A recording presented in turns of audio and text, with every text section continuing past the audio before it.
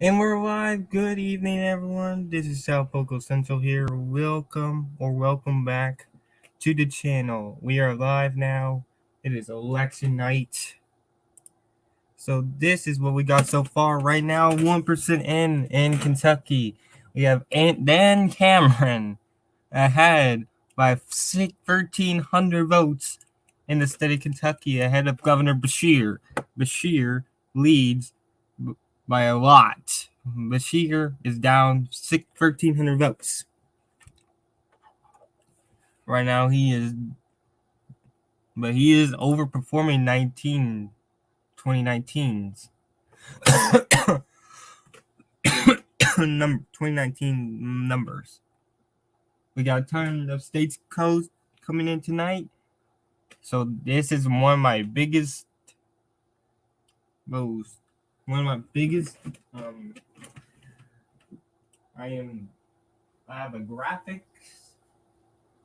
have graphics and all that. This is my biggest, most prepared stream in the history of this channel. So I am excited for that, and I am excited for tonight.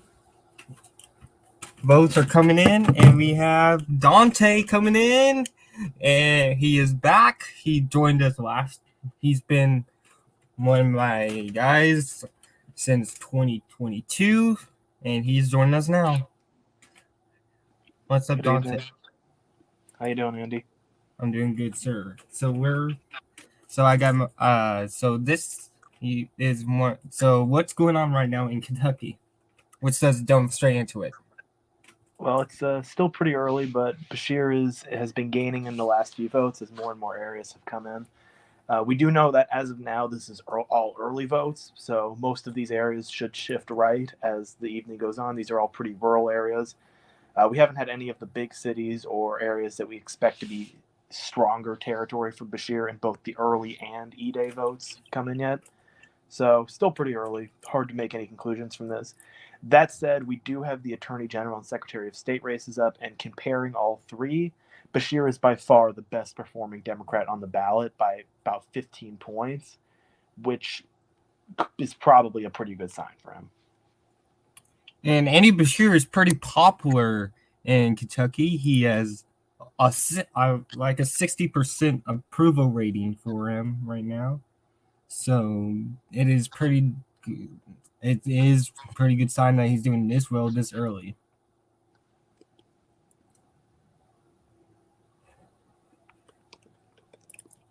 So let's go over what you write up for this tonight. So while you do that, I'm gonna pull up some graphics for us. I guess right now we only have Kentucky races in, so I'll quickly discuss those. So most of the attention, obviously, tonight is on this Kentucky governor race, where the Democratic governor of the state, Andy Beshear, is facing the state attorney general, Daniel Cameron. This race has been dominated by issues such as abortion rights and voting rights. Last year, Kentucky voters rejected an amendment to the Constitution that would have essentially prohibited funding for abortion. So that was expected to be a close vote. It was close, but ultimately the pro-choice side won out in that clash, which was a big win for them in a red state such as Kentucky. Beshear, as Andy mentioned, is very popular. There was a poll recently that had him at around 60% approval rating. This is despite Trump winning the state by 26 points in the 2020 election. So the polling throughout this year has been pretty consistent. Beshear's lead has ranged from small to high single digits. There is a belief among people in both parties that Cameron has tightened the gap a bit these last couple of weeks, but it's not clear whether that's been significant enough to push him into a chance to win.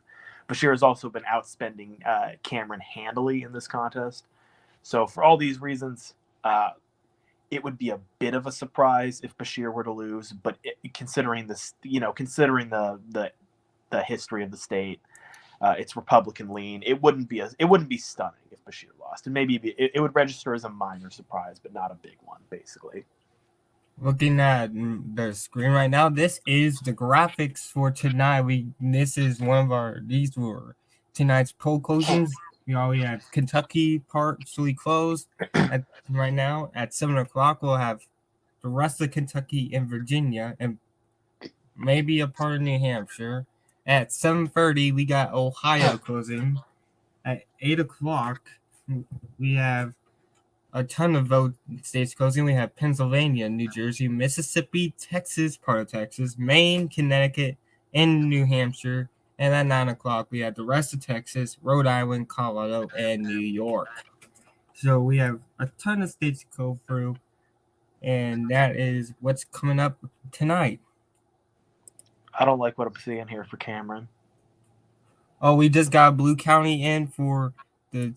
It is Casey County. I believe that is a county that voted for Bashir 4 years ago.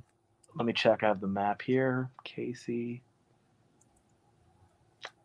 Bashir leads by 31 right now in Casey. No, that is either a tabulation error or is just too few votes in.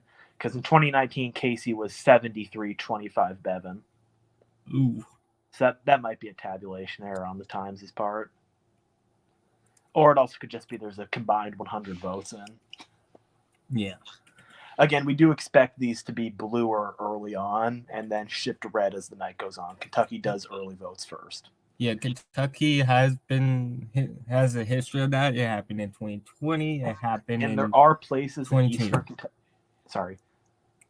Well, Bashir is gaining. We just got Montgomery County in. There are places in Eastern Kentucky that do not report results until polls close in the western half of the state, which is still about 40 minutes. So just keep that in mind as we kind of wait for results here. It's kind of, I think, a precinct by precinct basis, so that's why things might be kind of inconsistent here early.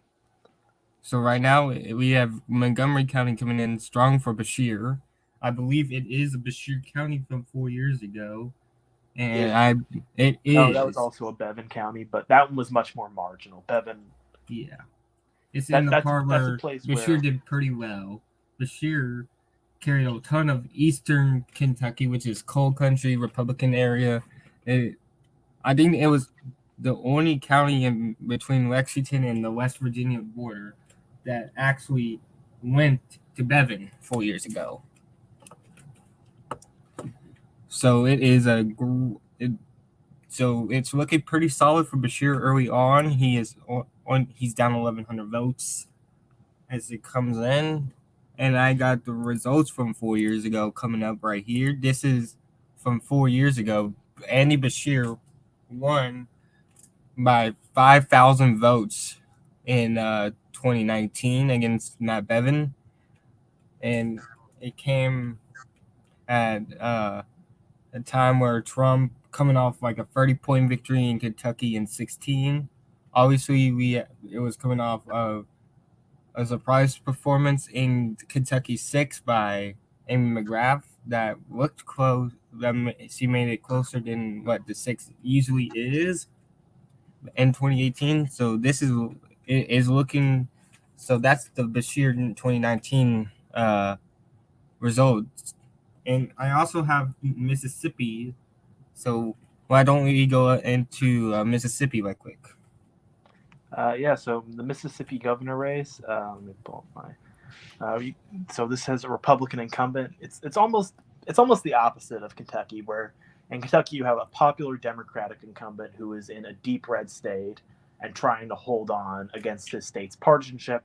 In Mississippi, you have a pretty unpopular Republican governor who is going to need his state's partisanship to show up tonight. He's going to need Mississippi to be the Republican state it is.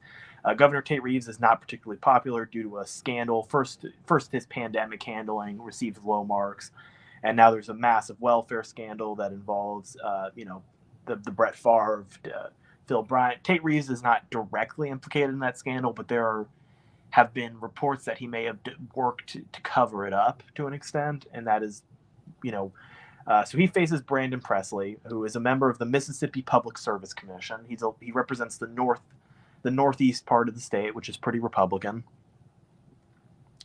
And so he has run a kind of populist conservative Democrat campaign that has been about as strong as any Democrat could have run in this environment and in this state. and it has played off, gotten him pretty close to winning, at the very least, as far as we are concerned with the Democrat in Mississippi. So it would be a pretty big surprise if Reeves lost tonight. I generally would expect him to win by more than Beshear does, although I guess we'll know by the time Mississippi polls close, we'll have a pretty good idea of what's going on in Kentucky, and that could certainly impact it. So I won't close the door on a Presley win, but that one does look like a bit more of a long shot to me. And obviously Presley is looking to overcome a very red state. It's impossible to kind of do the tightrope walk that a Mississippi Democrat needs to do to win, and we have seen that in 2018 with Mike Espy, and we saw that in 2019 with Jim Hood. And Tate Reeves was the lieutenant governor under Phil Bryant when the scandal took place. Yeah, and he's also been governor as they've investigated the scandal, and the state has kind of looked into it. So that we also have some very important races. Oh, here comes some more stuff for Beshear. We have a lot of more important races in swing states as Beshear closes in on Cameron's early lead. And if you scroll down, you can see. Actually, maybe you can't. You might have to go to state results. You can see, but you look at how the other Democrats are doing. Beshear is at 48%. The other Democrats are in the low 30s. So he's outperforming them by 15 points across the board right now. So Michael Adams, and so this is the Secretary of State race right here. Not looking too good for the Democrat here. Yeah, there was some hope. Democrats in both the Attorney General and Secretary of State races like their candidates, and there was some thought that a big Beshear win could maybe give them some coattails. But so far, Beshear is overperforming significantly, and right now is in a good position as good a position as he could be. And it's not really paying off down ballot. Not that Democrats really put too much effort, I think, into winning either of these races. But this is the Attorney General's race in Kentucky. I'm about to get the tablet here, and the Kentucky's about to have their third Attorney General in 5 years, because in 2008, because Andy Beshear was Attorney General before becoming governor, and then Daniel Cameron replaced Beshear. Then Cameron retired to run against Beshear. So this is going to be their third Attorney General since 2018. And I will say, we think Kentucky very red state, but down ballot there is some precedent for these races being competitive. I mean, obviously Andy Beshear was a statewide elected official just recently. Democrats held the Secretary of State office quite recently. They held the Treasurer's office quite recently. And in 2019, Michael Adams, the current Secretary of State, only won by less than 5 points. So there is some precedent, although it doesn't look like it's going to manifest tonight. And right now we have Beshear only almost 2,000 votes, under 2,000 votes behind Cameron right now, with early results coming in from. We have Floyd County, which I think did go to Beshear 4 years ago. Yeah, it did go to Beshear 4 years ago. And we also have Leecher County, which did not go to Beshear. It went to Bevan 4 year ago. So Beshear is doing pretty good in the counties that he did not win in 2019, well, at least early on. So we obviously need to watch out for the counties in the north, bordering Cincinnati, Ohio. Obviously, watch out for Louisville, Lexington, and then somewhere around here is the Evansville, Indiana suburbs right here. Watch out for that as well as watching how well Beshear outperforms himself in the eastern part of Kentucky. That was probably the reason that he won 4 years ago. Did he mention the ring, the Lexington ring? Yes, Lexington and just the ring of counties. Frankfort. Yeah, we have Anderson County which is very close right now between the two, and I think it was a Bevan County, if I am not mistaken, 4 years ago. It was. He won by about 15, so that's about the performance you'd expect from early votes there. Bashir down by about 1. So right now, we are in about 30 minutes. We will get polls closing in, obviously, in Virginia, the rest of Kentucky, and part of New Hampshire, where there's some special elections going on. So let's talk about Virginia real quick. So the kind of the big elections I think of this year, this cycle, the Virginia House of Delegates and Virginia State Senate. So obviously in 2021. Well, actually, let's go back a little further because it's been a contentious few years in Virginia politics. 2017, Democrats blew out the governorship, which was not expected. It was expected to be a close race. They won easily. They won the state Senate. They might have won the state House. If you don't remember, they gained 15 seats in the state House, but one race in the state House was tied. They ended up having to flip a coin, which Republicans won. That kept their state House majority. 2 years later, Democrats flipped the state House and the state Senate in 2019.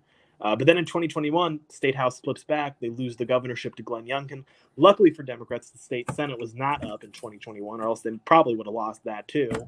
So here we are. It's kind of the midterm for Glenn Youngkin. He is looking to flip the state Senate, get himself a trifecta. So if you are looking for the numbers that each party would need, it is 51 seats for the Democrats or for the Republicans to control the House of Delegates. Democrats want to flip it. Republicans want to hold it. In theory, it can be a 50-50 tie. There is no tie-breaking vote like there is in the state Senate. So in theory, it can be 50-50. But if you're looking for like an actual majority, both parties are looking for number 51. In the state Senate, you are looking for 21 seats if you're the Democrats. They currently have 22, or 20 if you're the Republicans, because it can be a 20-20 tie. Republicans have the tiebreaker because they hold the lieutenant governor's office. So 21 for Democrats and 20 for Republicans in the state Senate. There are a lot of specific races that we're going to be watching very closely as the night goes on. It's an important night. There's a lot of stuff to look at. Early ones I would like to mention, just like off the top of my head, in the state Senate, District 16, District 17, District 24, District 27, District 30, and District 31. In the House, 21, 22, 30, 57, 58, 65, 82, 84, 89, 94, and 97. So those are some of the biggest races tonight. So we got, right now it is 6:45 in the East, 5:45 in Central Time, and then it's about 3:30 in the West. So we got a lot. So we got, other than those the big three, we got Ohio closing in about an hour, which has two proposals up, which is the marijuana and abortion. So Dante, can you talk about each proposal real quick? In Ohio, they are voting on two measures. Measure 1, if passed, will essentially codify the right to an abortion in the state constitution, and Measure 2 would legalize the sale of recreational marijuana.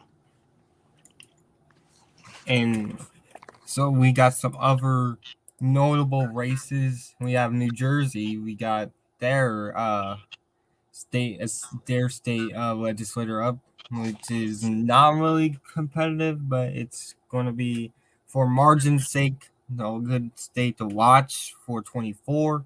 Yeah, I mean, there are a few seats that could flip.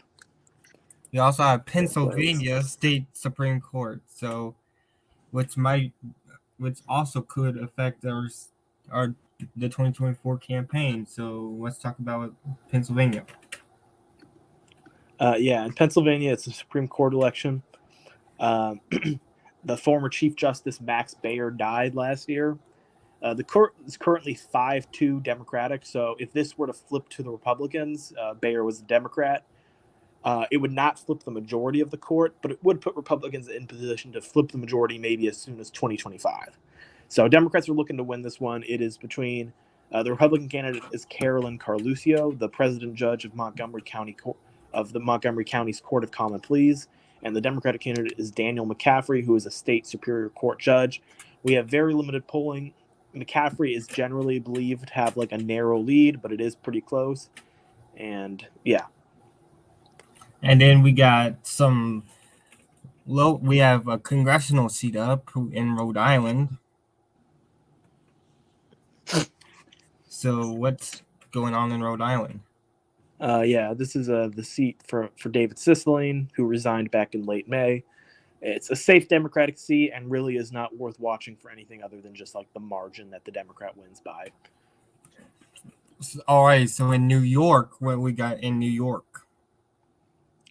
Pretty much all local elections, although I am watching the Suffolk County executive race. It's been held by Democrats for the last few years, but Trump did narrowly win there.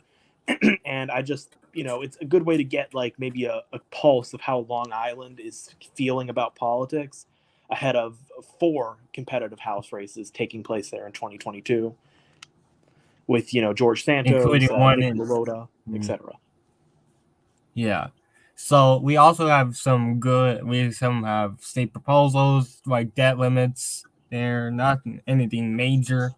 And Texas about this, we got some races there, which is basically couple proposals, and we do have the Houston mayor election between Congresswoman Sheila Jackson Lee and some others. I forgot their names. Oh, yeah, that would make a vacancy in the Congress. Which would require a special election probably on March 4th. Not March 4th, but March 3rd. I think that's when Super Tuesday is, March 3rd. I'm thinking it'll be on Super Tuesday, but I don't know. And then in Colorado, we got some proposals there. We got some state property tax and revenue, and then allow tax revenue from tobacco products. And then in Maine, obviously, we got ballot measures in Maine as well, including in a special election for the state house, which a Democrat is uncontested. So he should be immediately declared the winner there. We also have some races in Connecticut. So Don, you did some research into the Connecticut races, so I'll let you take the floor on those. Okay, yeah, let me look. So yeah, it's nothing major, just a couple of mayoral elections. In Bridgeport, there's an interesting race after the Democratic incumbent mayor was accused of rigging the primary. So he is currently on the ballot, but a judge has said that they will not accept the winner of this election if it's him, and until the primary is settled. And also there is a election in the city of Derby where the incumbent Republican was defeated by someone who was charged as a felon during the January 6th Capitol riot, and that incumbent is now running as an independent. So, yeah, just a couple of fun little races. And then we got obviously, so there's again some state legislators, special elections, nothing major with that. So our next big poll closings is 7 o'clock, which we get the rest of Kentucky and the rest of Virginia. So right now, let's look back at the governor's race in Kentucky, where Andy Beshear is keeping it close early on with Dan Cameron here. So right now we got nothing from Lexington. We do got some stuff from the Louisville suburbs of Oldham County, which I do not think Beshear won. But it does look like he is leading there by a decent amount early. So, what was the margin in 2019 for that for Oldham County? Can you repeat that? Which What county? was the margin of victory for Bevan in Oldham County in 2019? It is a suburb of Louisville. Let's see. And Beshear, Okay. we got Boone County, suburb of Cincinnati. Beshear did not win it 4 years ago. Yeah, this was the one suburb Beshear did not win. He's up Yes. 56-44 in Early's, and he lost it by 56-41. So good result from there early. We just got more votes dropped there. He's now ahead by 4 there. Yeah, I mean that'll tighten. He won't win there most likely, but that margin is going to matter. In all likelihood, to win this race, Cameron is going to need to do better there than Bevan did, unless he's making up votes by a lot in the rurals, which I don't know. As for Oldham, which you mentioned, let me see. That went to Bevin 52-46. Right now, Bashir is winning at 59-41.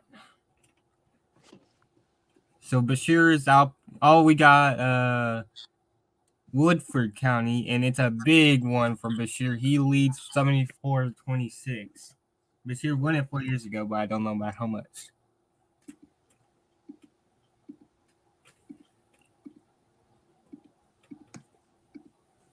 It's right outside Lexington. Let's look.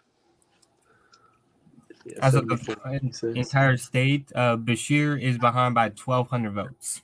And yeah, he won there in 20. That is one of the Lexington ring counties that I mentioned. He won there in 2019, 53-45 over Matt Bevin. So Bashir currently leads by about 50 in that county early, but he won it by 8, right? 4 years ago? Yes. All right.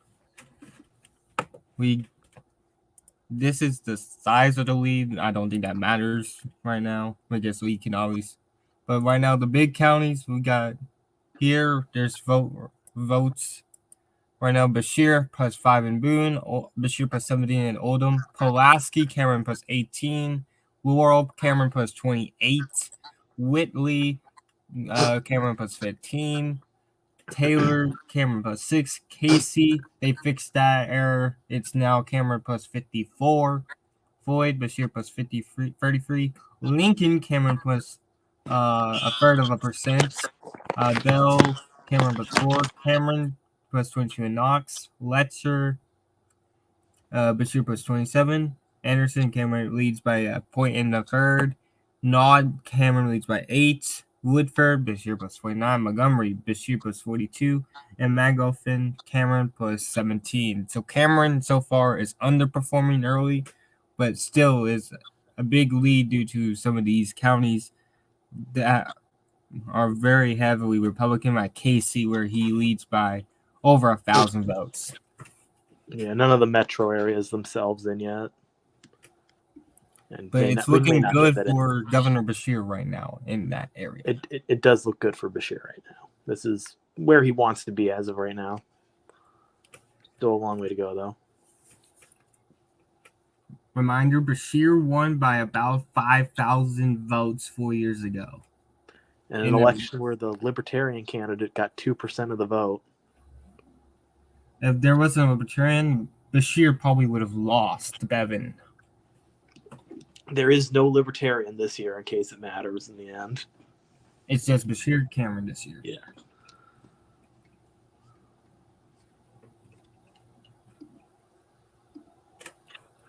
That Oldham result is intriguing to me. I want to see more votes come in there, but yeah. Oldham, I think they just released some more. Never mind. I think Cameron is starting to Bashir is starting to gain some more votes. We got Rowan County. I think Bashir won there, and he did. I don't have the margin up right now.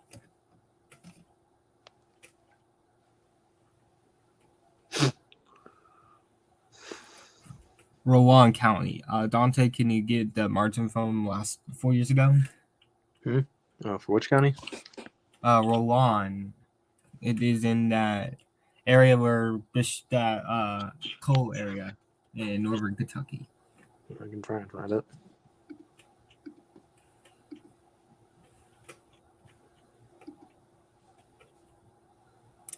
Andy Bashir has just taken the lead. Andy Bashir just took the lead. Louisville just came in. Andy Bashir has taken the lead in Kentucky. And wow, what a vote dump here for Bashir. He got 34 again. That must be votes here. That must be every early vote. That might be like all of them from Louisville. That is a huge vote dump by him. He is leading by 52% there in Louisville. And just like that, Bashir just jumped into the lead in Kentucky with 7% of the vote in. I do not know how much he won Louisville by 4 years ago, but that is a huge vote up there for He got Bashir. about 67% of the vote there 4 years ago. And he has 76 right now, which is a great sign for Bashir early.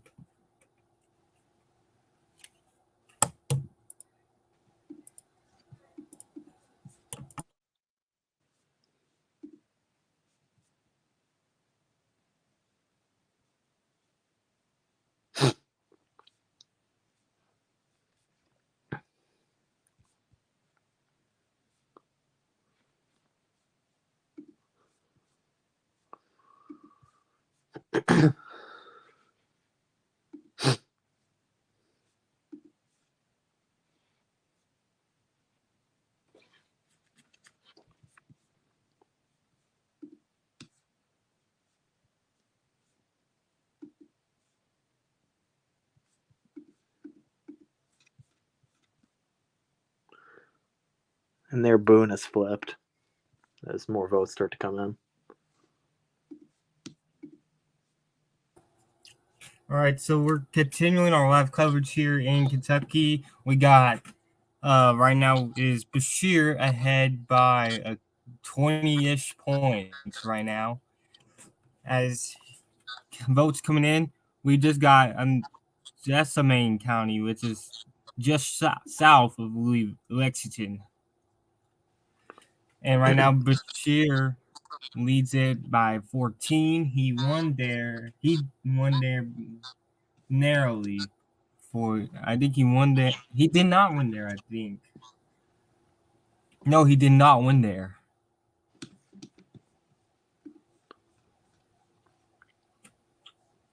Did Bashir win Jessamine County 4 years ago?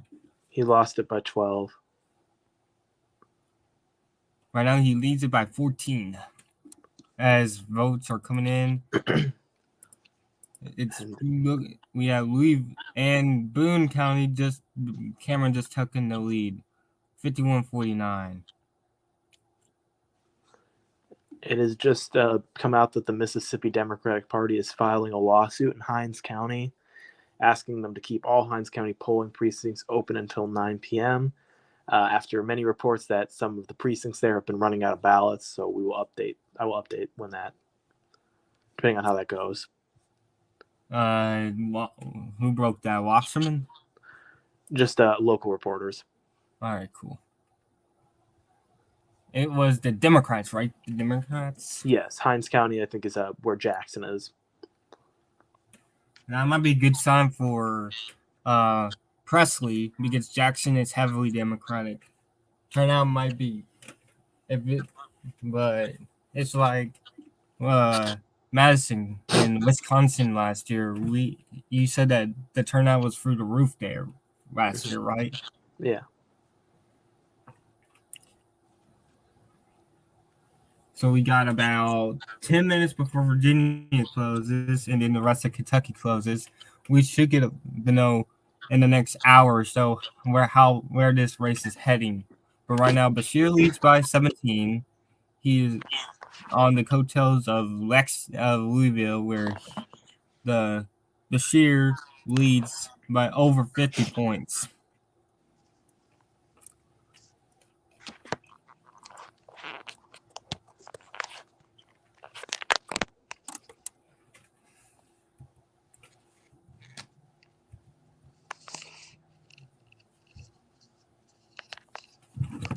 I'm gonna check Twitter and see what's any more updates going on, and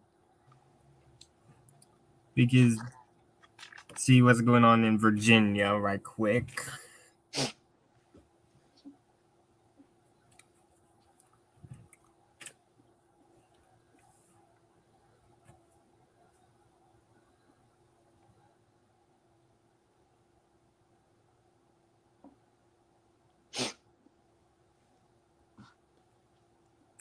From Dave Wasserman, this was 11 minutes ago. So far, Bashir is running 20 to 30 points ahead of other statewide Dem candidates on the margin in many of these rural counties, which is decent early sign for him.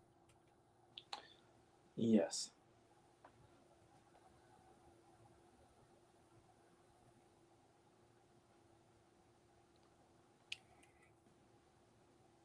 right now, a lot of people believe that Bashir will win the governor's race, and on Twitter, a lot of people think that Bashir is probably going to win in Kentucky's governor's race, which is I'm not taking. I won't make many conclusions until we have some counties that are giving us about 90% of the vote or reporting.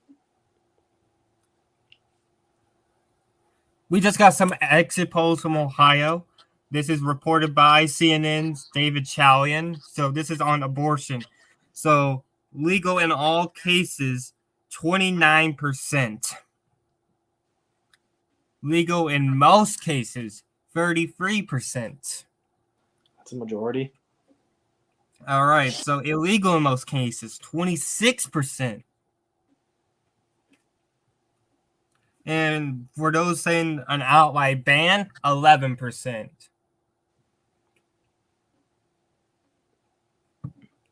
That's the exit polls on issue 1 in Ohio. Again, when we calculate this between the pro abortion, it is 39, 29, and 33. 62% says abortion should be legal in some cases. That is insane. So 62% roll in somewhat favor of abortion. That is incredible stuff. It looks like codification of abortion seems likely at this point.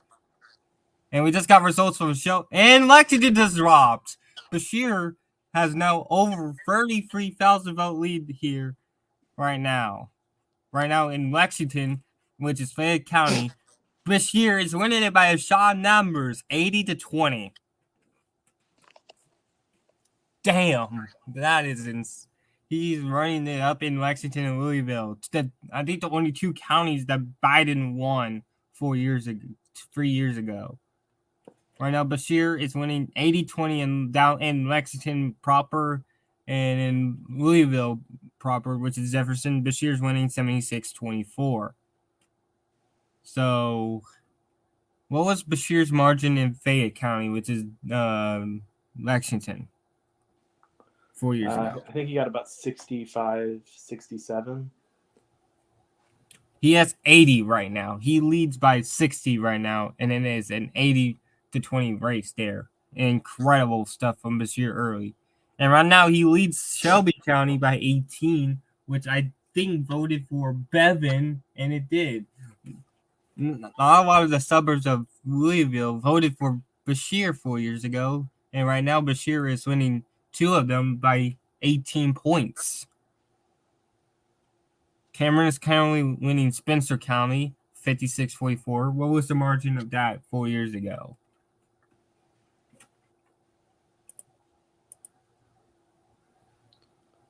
Where? Spencer County, southeastern Louisville.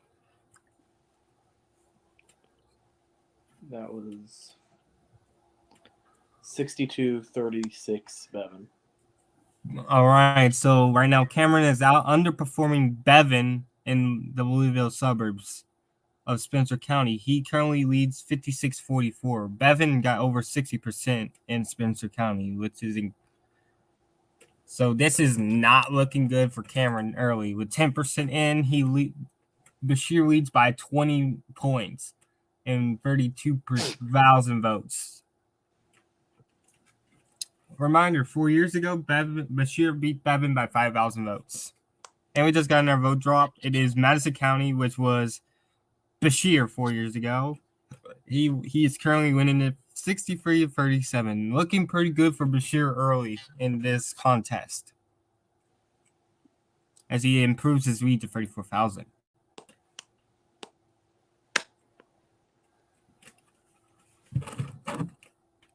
Did anyone say how much of the early vote Bashir needs to win tonight? No.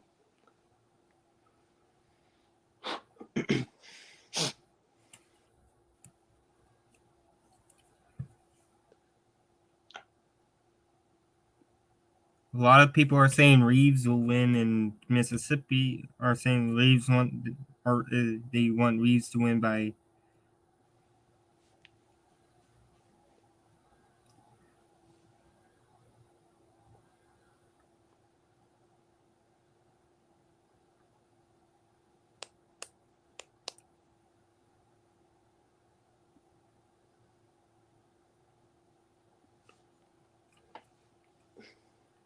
Right now, let's see here.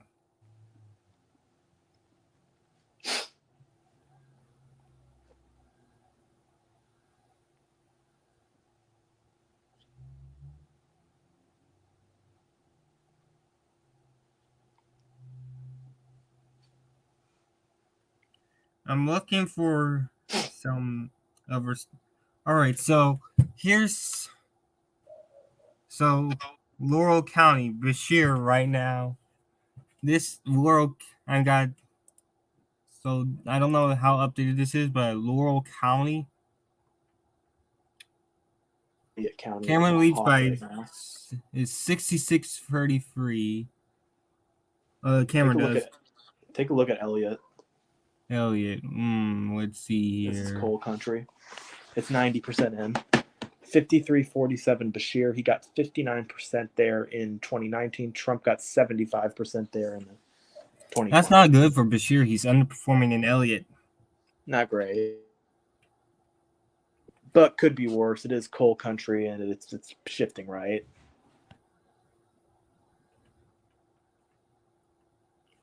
If Bashir does end up outperforming himself in the center of Kentucky, he might not need that much coal country this year, but we do not know. This is good. This might be the last time for a while Elliott County votes for a Democrat. All right, so far, Knox County. I'm going to go through counties. Johnson County. Well, let's go to Knox. Knox County. Trump won it by 33%. Right now, Cameron is winning it in the mid-20s. Let's go to Laurel, which is Cameron is winning it by 38%. Trump won it by 45-ish, almost 45 4 years ago. So 3 years ago. So that is so in Pulaski County. No, I don't have. Let's see here.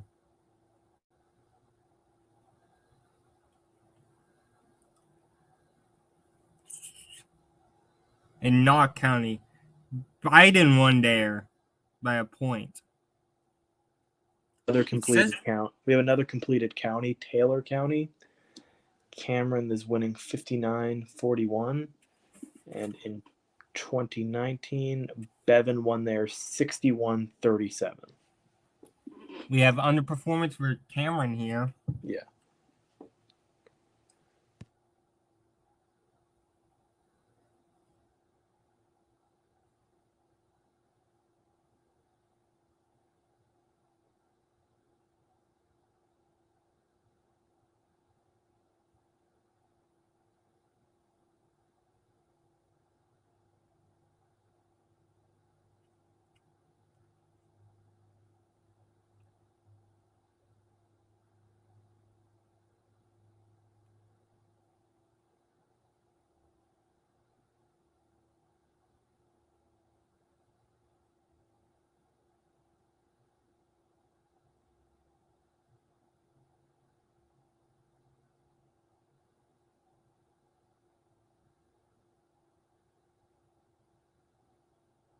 It's 4 p.m.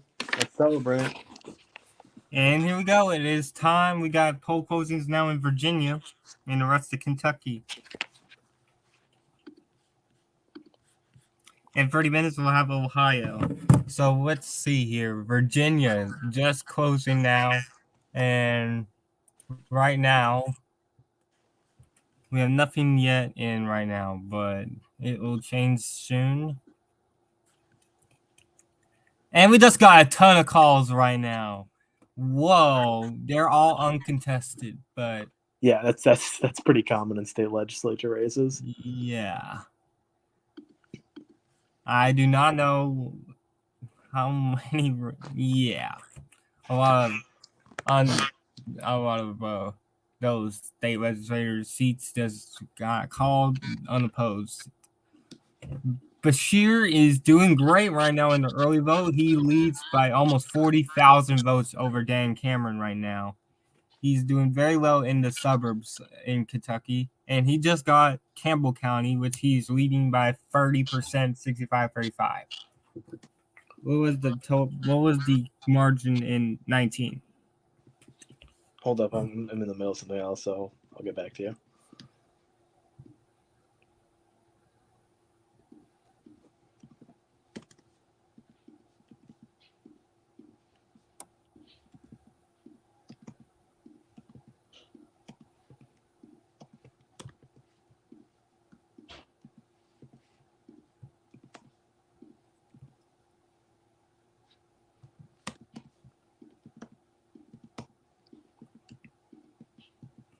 There's reportedly a lot of long lines still in Virginia as of 2 hours ago.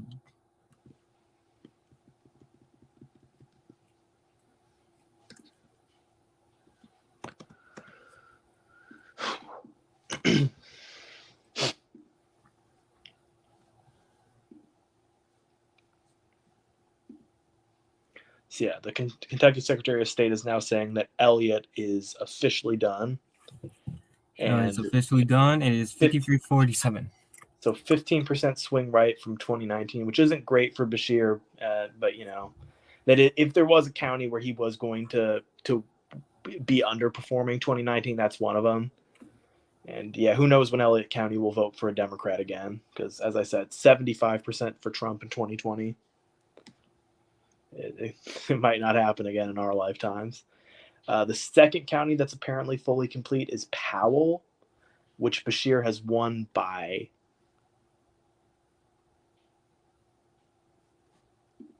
Let me see here.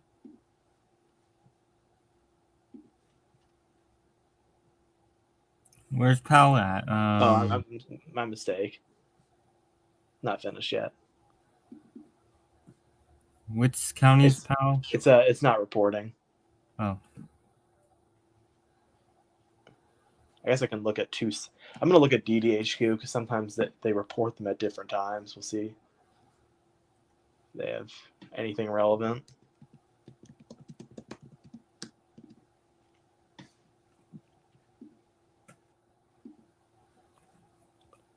Wasserman says that this is not going to be a blowout, which is kind of obvious right now. But it's looking good for Beshear early. Okay, they do have Powell in, and Beshear leads by 1 vote. What the hell? And if, for the record, this would be a 5% shift to the left from 2019. He lost it by like 5 points. What the hell? Where is Powell at? This is DDHQ. It'll fill in, I'm sure, in a minute, but it's by Lexington. It's in that area. You just kind of circle around Lexington and you'll get to it. Clark, Scott, Owen. I think to the southeast of Lexington by Clark and Montgomery.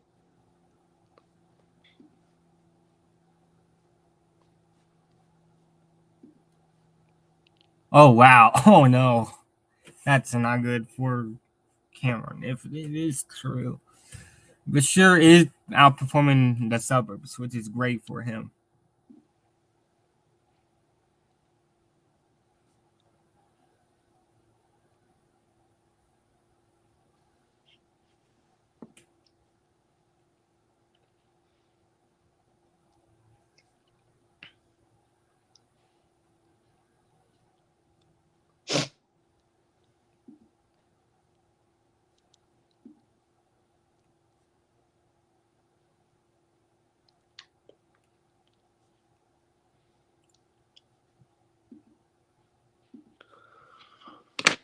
Well, I guess time to start watching Virginia.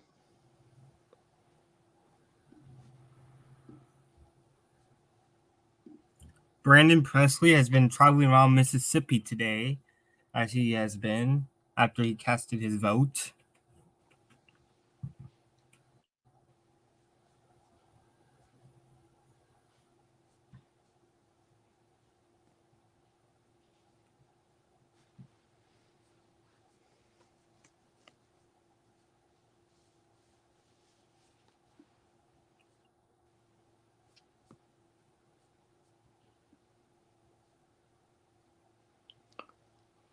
So currently 12 seats for Democrats in the Virginia House of Delegates and 13 seats for Republicans. Remember, we're waiting for 50. That's the magic number there.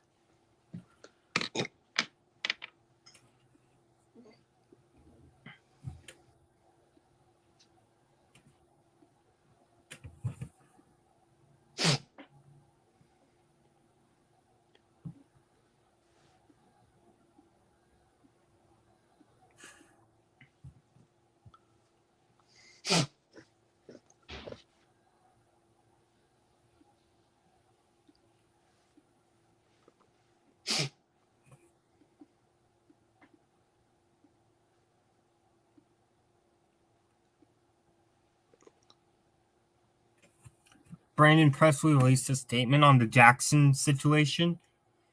Mm-hmm.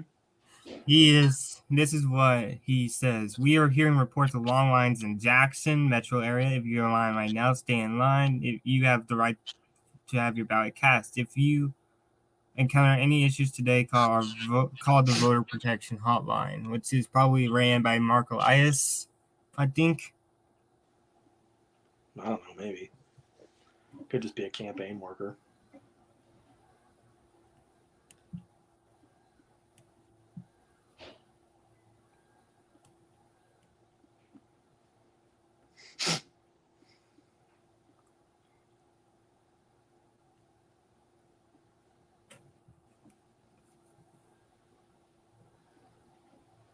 Oh, Wasserman just said something about Nicholas. Much rather be. Nicholas is up to 90% in. Good numbers for Bashir. Bashir won it by 1 in 19. And Bashir is up 56-44 right now. No, I saw a different tweet that he just tweeted. Refresh your page.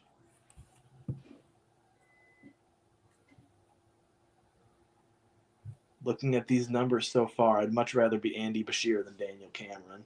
Yeah, that's honestly obvious. And we just got Keaton County. Bashir leads by 22 points. Bashir is doing very well in the suburbs right now. Nichols County fully in. That's a 11-point shift. I'm also seeing that Lee County, which is by a bit under south of Lexington, Cameron wins 54-46, but that's a 12-point swing from 2019. I'm hearing that is fully in. Lee County, and that was a swing to Republican? No, that was a swing Democrat, but Republicans won it. Let me see Lee County. Okay, right now on the New York Times, it has 54-46 Cameron. Yeah, so that was Bevin 59-39. Nicholas is officially in, and Bashir, when Nicholas is officially in here, where is Powell County is officially in here too. So it's apparently updated right now here.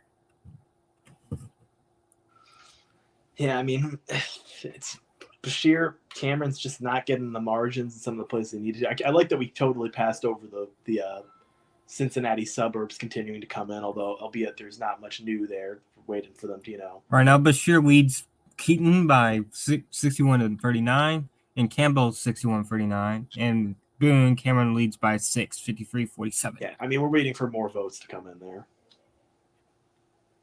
But right now in Louisville, it's still, we got Oldham, we got a lot of Spencer County, we have Anderson County 85% in, 55-45 Cameron. What was the margin 4 years ago in Anderson? Anderson, find it. Anderson, it's 50-49. Anderson. It was 56-42 Bevin. So Cameron is underperforming Bevin, but Bashir is overperforming himself by 3. So I don't know what that kind of shift that is, but that's what I'm seeing here. So right now, Bashir is overperforming himself in the Lexington in Louisville area here, while he's underperforming a little bit out here in the east. You've heard that the eastern part of Kentucky had low turnout? Okay, so you know what? I gotta be honest. I messed up Lee County. So it is fully in, but I looked at the wrong county. It's currently 54-46 Bashir, which is really impressive. That's the final count. But I said it was, and I said it was like 50. I think I said it was 59-39 Bevan. It was not 59-39 Bevan. Lee County was 64-33 Bevan. So Bashir is overperforming there by 13 points. Oh, damn. The swing of it's an 8-point margin after being almost 30. That's a swing of about 28, not. Yeah, it's looking very good for Andy Bashir right now. He is looking more and more likely to get reelected, but it is we do not know what the margin is going to be. Hart County just starting to come in. Bashir leads 57-43. Bashir did not win Hart County 4 years ago.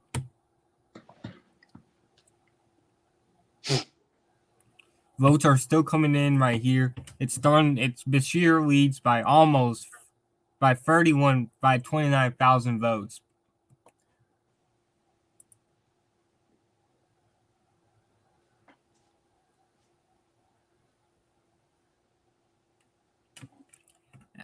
Right now in the House of Delegates in Virginia, Democrats have 18, Republicans have 14. Remember, the magic number is 51, correct? 51? Yes, in Virginia House of Delegates, 50. I mean, it can be 50-50, but if you want an actual majority, yes, 51. And then in the state Senate, it is 21 to control. For Democrats, it would be 21. For Republicans, they would have a functional majority with 20. With the lieutenant governor breaking the tie. I mean, so far, of the benchmarks I've set and the counties we have in, there is not a single county where Daniel Cameron is like doing as well as I thought he would need to do to win.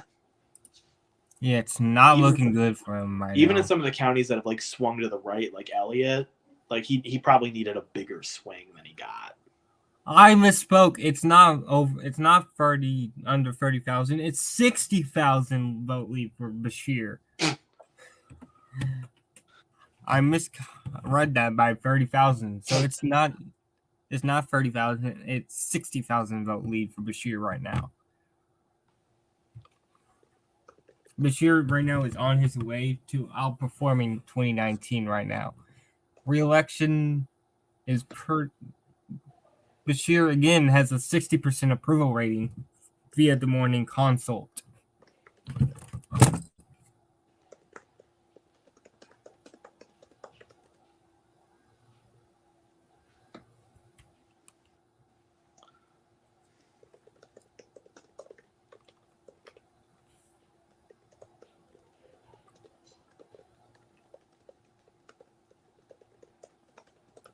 Wait, Cornell, what? Yeah, Steve Kornacki's good.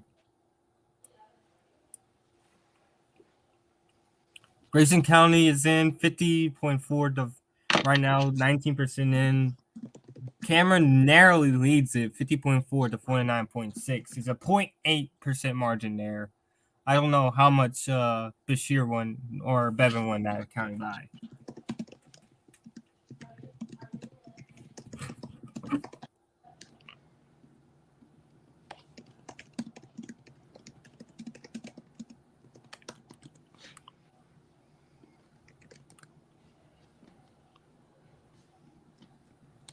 All right, so we're getting results.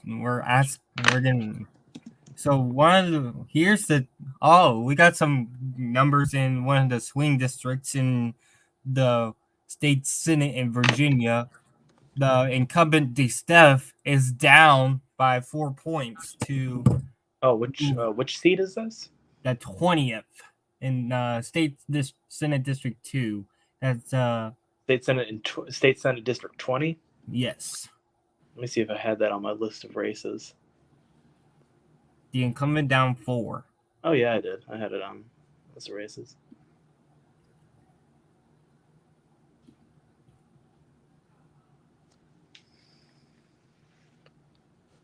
Okay, well, what the hell? This has to be a misreporting. The 50th district in Virginia, Democrat 100%, Republican 1%. maybe it's just like 10-1. Probably, yeah. Yeah, I think early results. We'll wait a minute in Virginia still, I think. Yeah. Virginia takes a while to report shit, too. Yeah.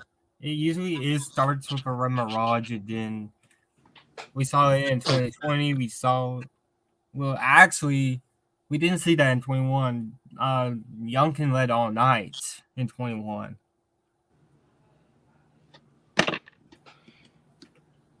But it usually starts with a red mirage. We saw it in the congressional races last year. Spanberger was down. I'm sorry to interrupt you, but we got another Foley County in Breathitt County in Kentucky. This is more rural counties, eastern Cole County. Bashir is going to win this 61-39. That is an 18% shift to the left from 2019. Breathitt? Breathitt, yeah, it's eastern Kentucky. Yeah, I have it on the screen. Bashir is winning it 61-39. Did he win it 4 years ago?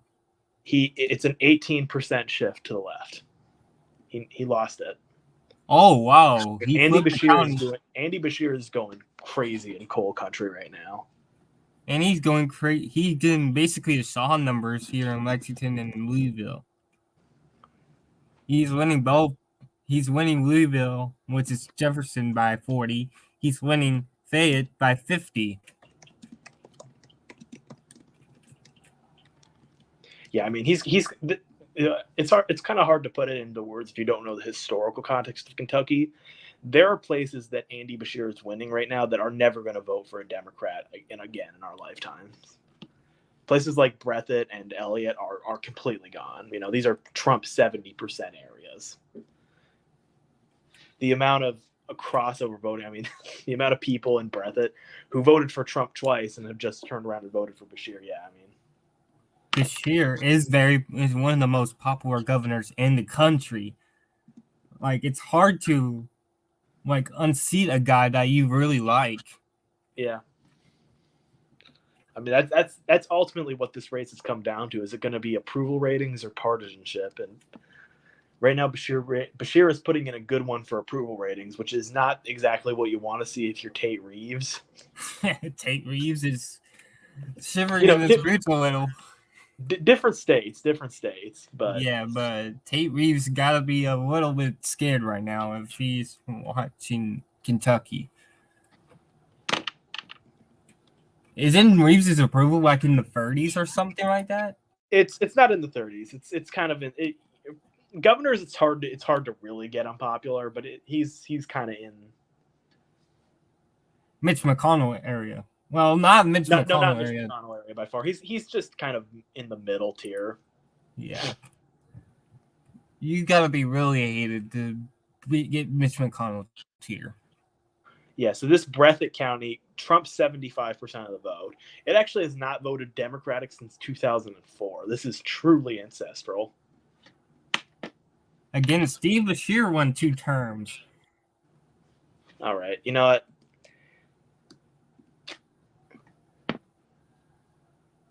I'm calling it. Bashir wins. Yeah, it's over. It's basically over. The question is, what's going to be the margin here? I'm announcing. Are you using the group chat on your computer? Of course. I have everything on my computer.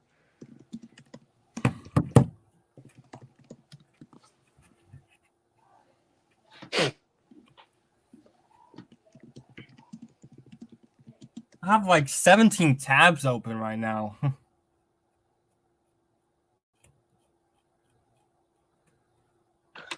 Yeah, so I think you can put the SPC stamp on this. Andy Bashir has won re-election. Yeah, I think Wasserman is, final margin. I think Wasserman is calling it soon as well. He hasn't called it yet, but basically everyone else has, and he just listed Anderson's completely in. You mentioned it earlier. Cameron 55-45 after Bevin won at 56-42, so another overperformance. Not as big as some of his other overperformances, but still solid. But yeah, this is basically Bashir. This it's only been 90 minutes after most of this area has been closed, and Bashir is having a night that a lot of people thought could be happening, but a lot of people also thought it's going to be later. But Bashir may be done by, it might be called by everyone by at least 8 o'clock, which is in about 38 minutes from now. Let the record show that SBC did this faster than Dave Wasserman. Like, it's starting to look obvious. Like, Bashir's getting us all numbers in Jefferson. He's getting us all numbers in Fayette. He flipped Breathitt and he flipped Breathitt, which is, but by a bigger margin than by, and he not only flipped it, but he won it by a decent amount. He is winning. He's, even though he's underperforming in some of these areas, Bashir is going to win this race. Okay, so I'm going to point out some stuff because there are some other races in Kentucky. Number one, Attorney General. Take a look at that. Something. Attorney General. Hey, I'm not saying it, but all I'm saying is.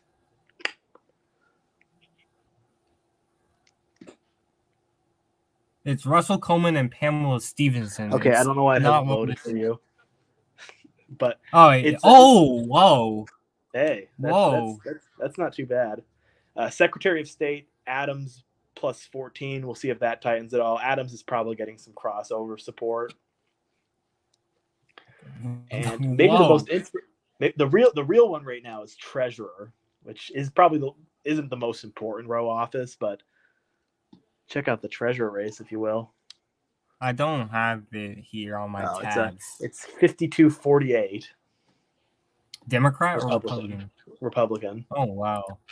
So there's. But yeah, it's looking good night for Democrats so far, and Democrat-leaning people. Bashir is looking like he will win, or he will win, but the margin is unclear. The Democrats are outperforming, are doing well, and all of these candidates are outperforming Biden by quite a bit. Yeah. The worst performing candidate is Secretary of State, and he's still got 43%, which is pretty good for a Kentucky. And in Ohio, the exit polls have abortion approved at about 62%, which is insane. I mean, really. I imagine that only of the Democrats, only Bashir will end up winning, but it's still interesting to see. In Ohio, abortion has a decent amount of they have a 62-38 support ratio in the exit polls. I don't know how many people get interviewed in the Wasserman has called it. Wasserman has called it. So Kentucky's governor's race is basically done. And Andy Bashir will serve the next. In the past out of the last 5 governor elections, Bashir has won 4 of them.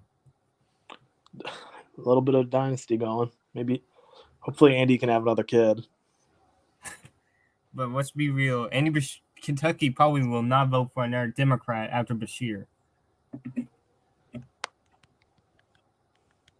Because Andy Bashir's kids are like a good 7 years younger than us.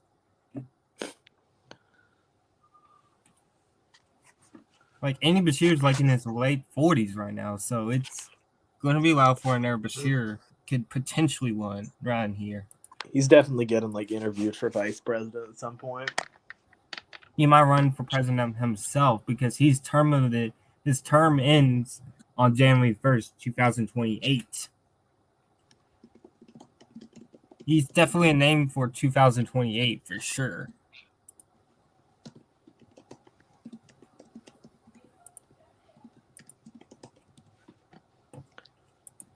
Here's some updates for the House of Delegates in Virginia. Democrats have 20, Republicans have 14. 51 is required for a majority. Let me start looking through these. Actually, been distracted. Good news, and we got some good news for Democrats.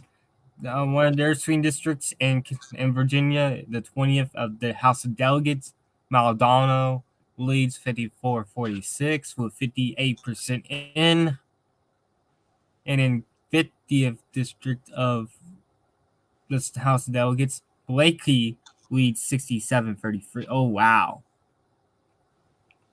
I don't know where the 50th district is in Virginia, but whoa, that is not good for them, for the Republican. If it's all this is still very early here in Virginia. Yeah. So not much I can say yet. And all right, the 20th district of the state senate, the Steph has taken the lead, and he has the lead of 60-40. Not good right now. The incumbent Democrat Lucas is losing to Also, remember, Goodman. also this is important for Virginia. I want to remind you of this. E-Day vote drops first. In Kentucky, the early vote dropped first. In Virginia, the E-Day vote drops first. So it's redder to bluer in Virginia. In Kentucky, it's bluer to redder, which is why we think Beshear's margin will narrow. We think Beshear obviously has a big enough margin right now that it's not going to matter that it narrows. But it's going to be the opposite in Virginia. It will be red to blue. I want to make that as clear as possible so people do not get confused. That's the same thing for Ohio, which closes in the next minute and a half.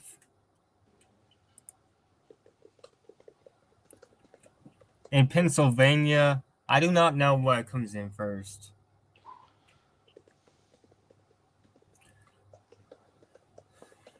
But we're still looking at right now.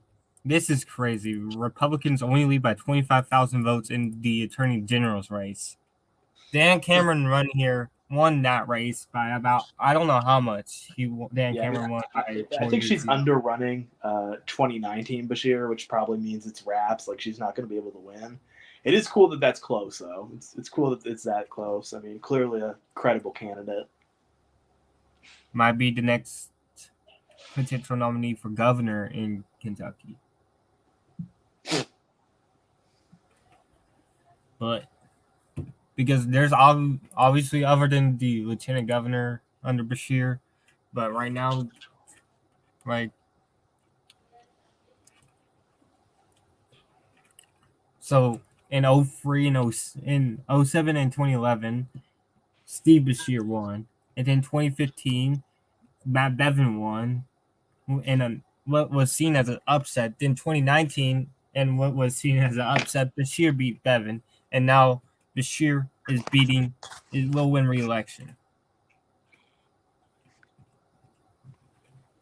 So, in the last 20 years or so, a Beshear has won re-election twice.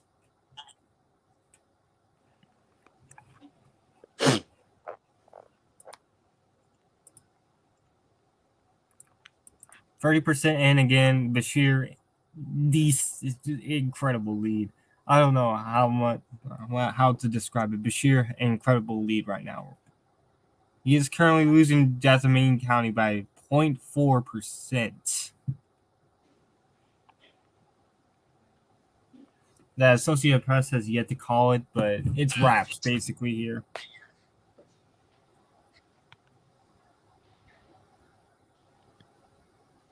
Yeah, I mean, Wasserman doesn't call things if there's even like a 1% chance.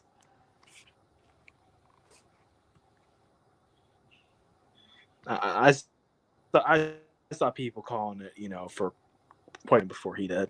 So once he says it, it's.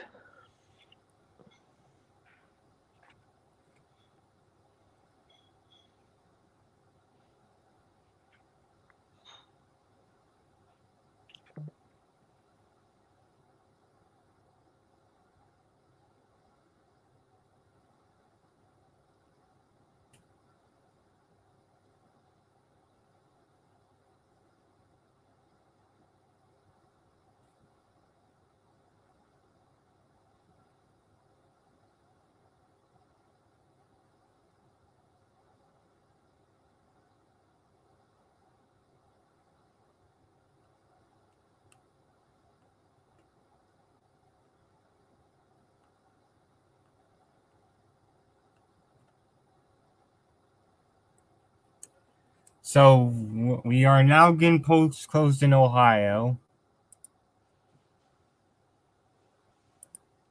So right now polls have closed in Ohio, and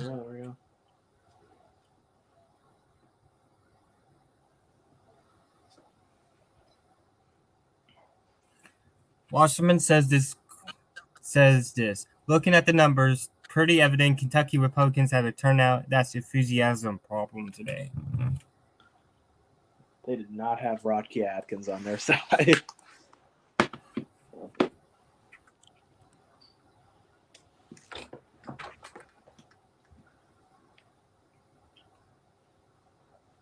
I want to see if I could find other exit poll results, but it was pretty.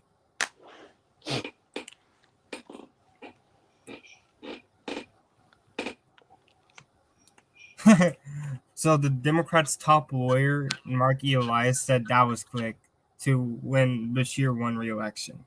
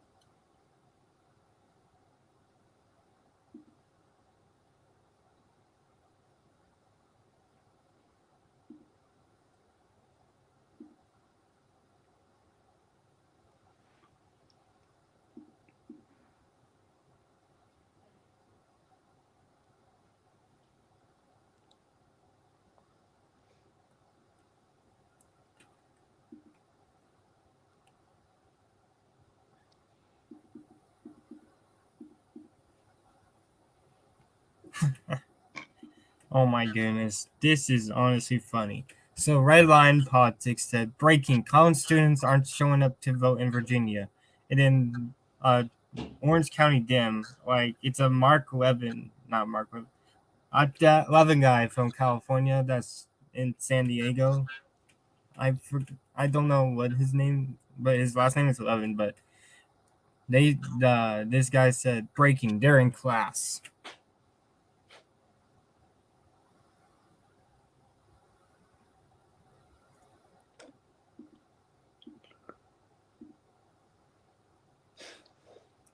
You got any updates for the court case in Mississippi? Not that I've seen.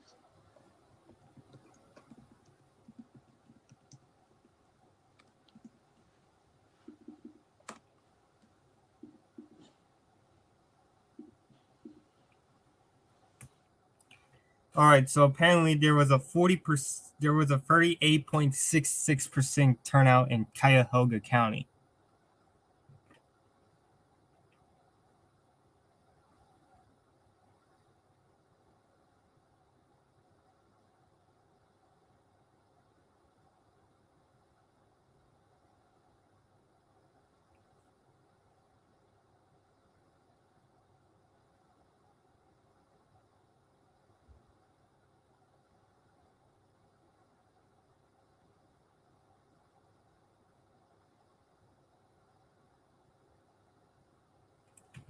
Again, it is just after 7:30 in the east, so we got post closing now in Ohio. We're going to get results here very, very soon.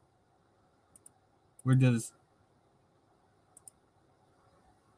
so this is what we got, and this is what we got coming up in the next hour. In 8 o'clock, we have Pennsylvania, New Jersey, Mississippi, part of Texas, Maine, Connecticut, and New Hampshire closing. And at 9 o'clock, we got the rest of Texas, Rhode Island, Colorado, and New York. So we got a busy hour coming up soon, folks. So right now we got Ohio still not coming in yet. But this is just like Kentucky, right? We will get the early vote first and then the E-Day vote afterwards, correct?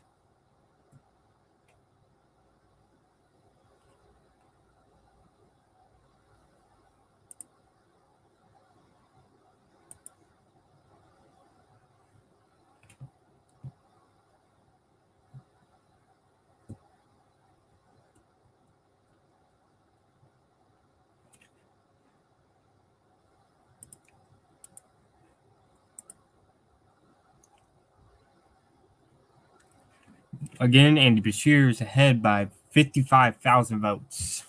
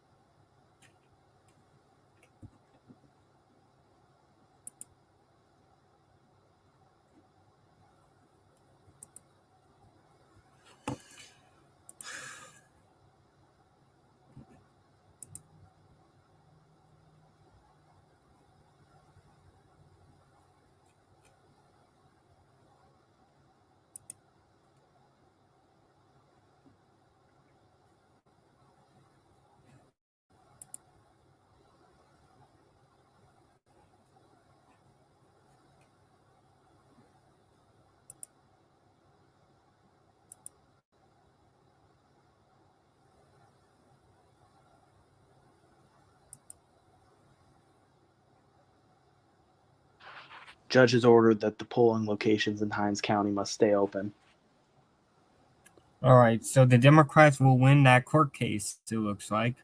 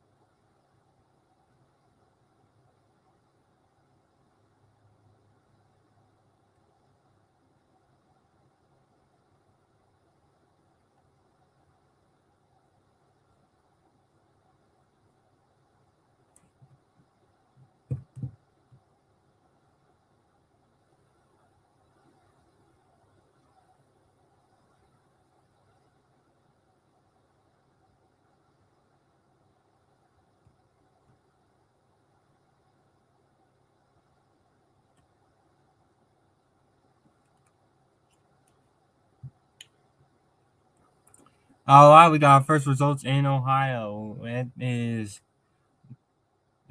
Columbus, and we got early vote, but wow, it is 79-21 in favor of abortion.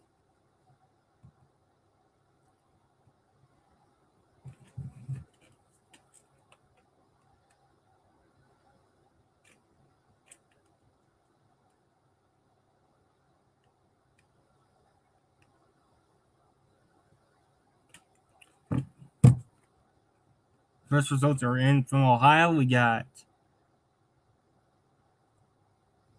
Columbus. This is Franklin, 79-21, yes. And then in Aguays. Oh, votes are coming very quickly right now. 91,000 yes, 32,000 no. Let's go over to the marijuana bill. Marijuana, it is 63 to 36. Abortion is 70-29.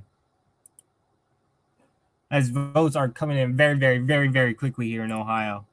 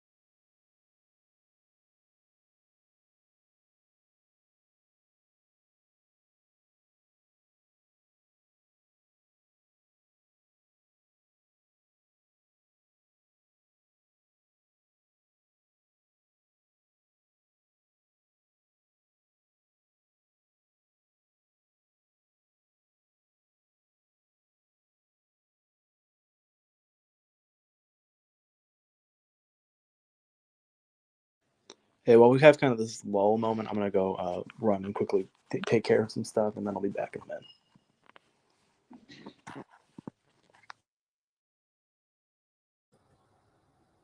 All right, so Mrs. Ohio is coming in very, very, very fast.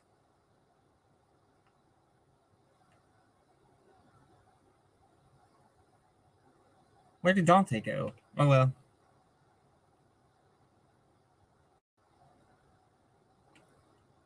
So right now we got an early result of.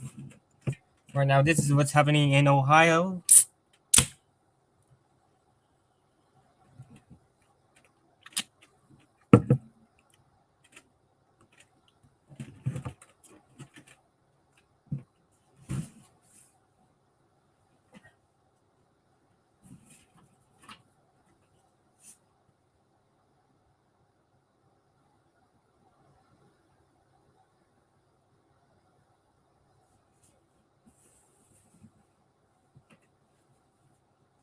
Right now in Ohio, we got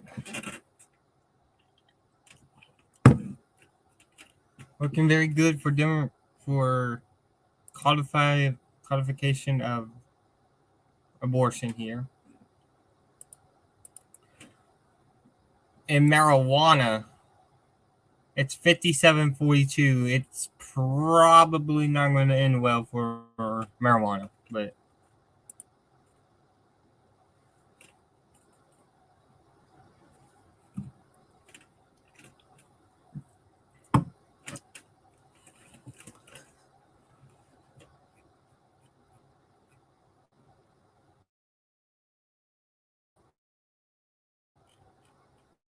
this is in about an hour and about 15 minutes.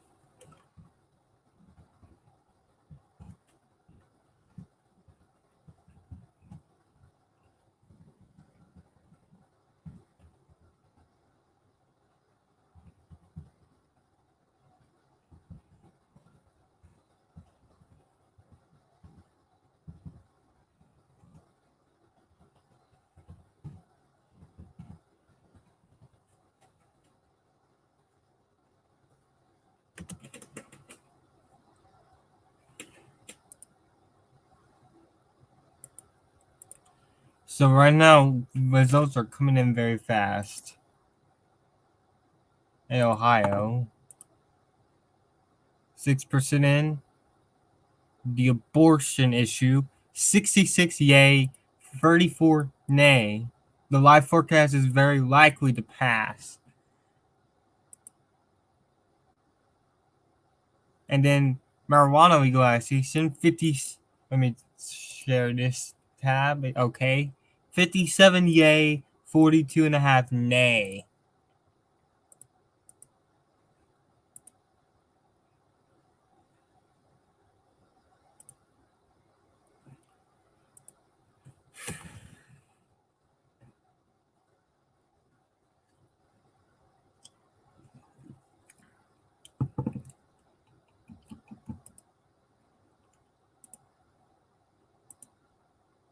All right, so I'm going to go back to Virginia. Like quick.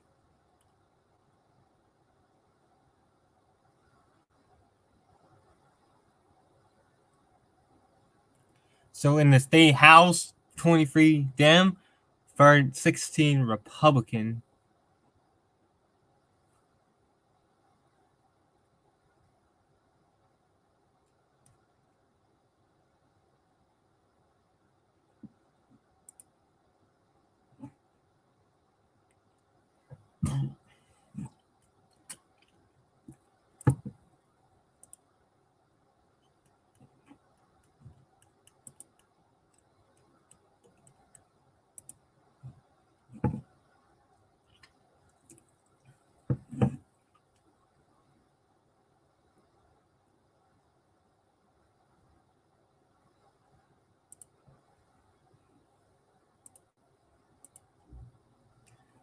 Let's see here. In Kentucky,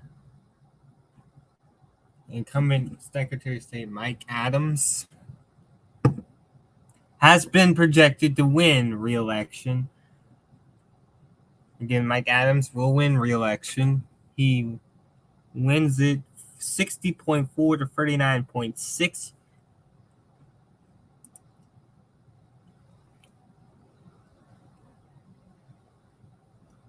And then in Kentucky Attorney General,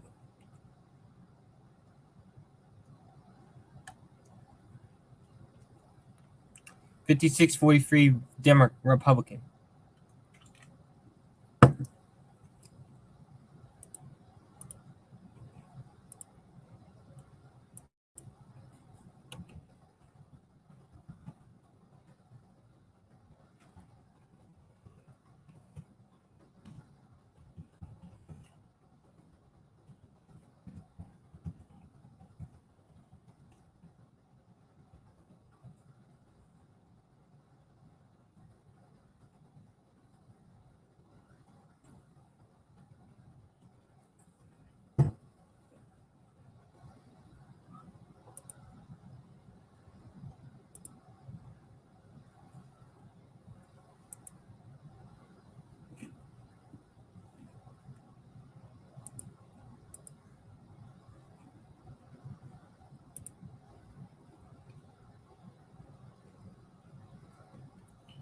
The votes have slowed down here in Ohio, as Pennsylvania will close in 10 minutes from now.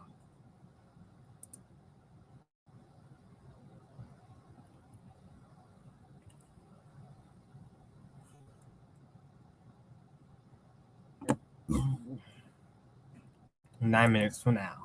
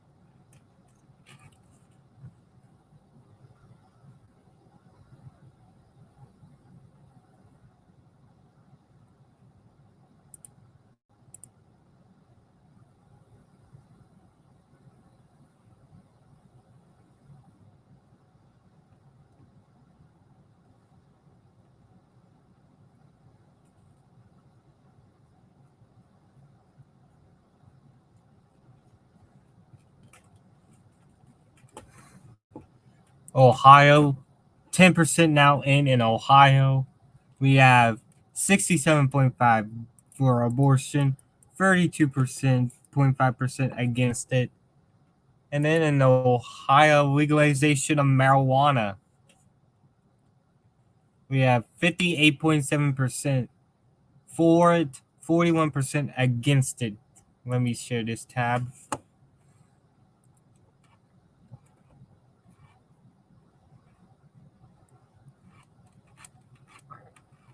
We got the needle right here. Let's go. We got basically the needle here.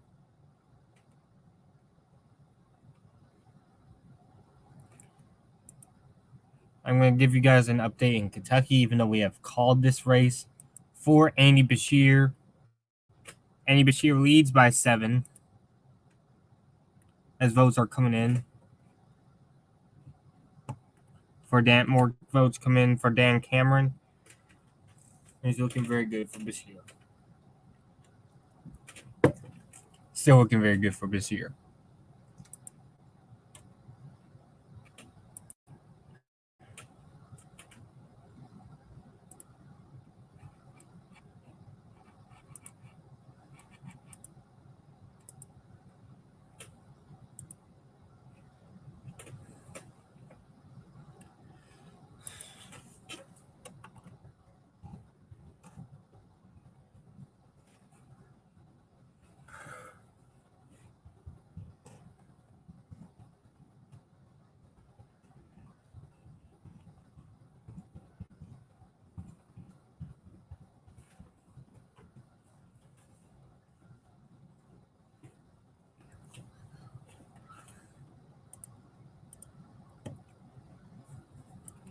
Very likely to pass right now is the abortion issue question in Ohio.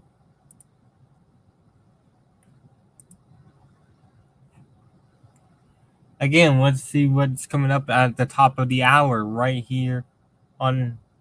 So right now, Pennsylvania, New Jersey, Mississippi, Texas, Maine, and New Hampshire will close at the top of the hour. And then at 9 o'clock, the rest of Texas, Rhode Island, Colorado, and New York will close.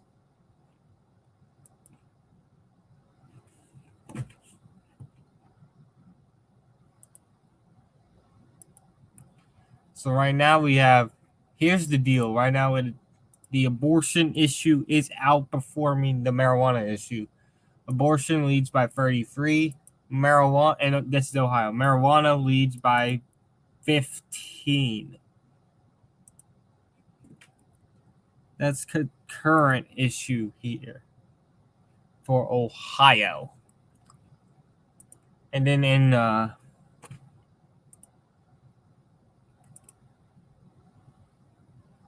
we're about to come up to 2 hours since the start of the stream. We've been live for 1:40. Not a minute 40. What the fuck? Hour 40.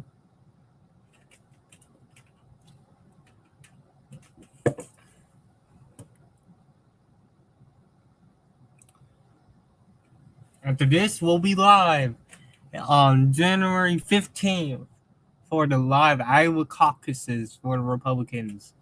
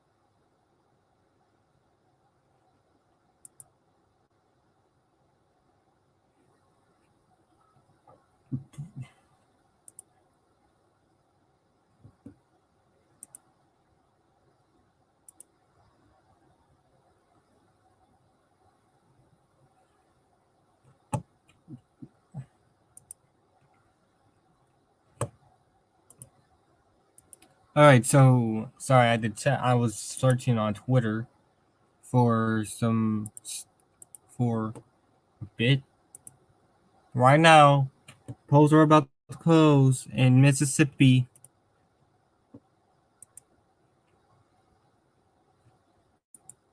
Dante will be back soon, I think.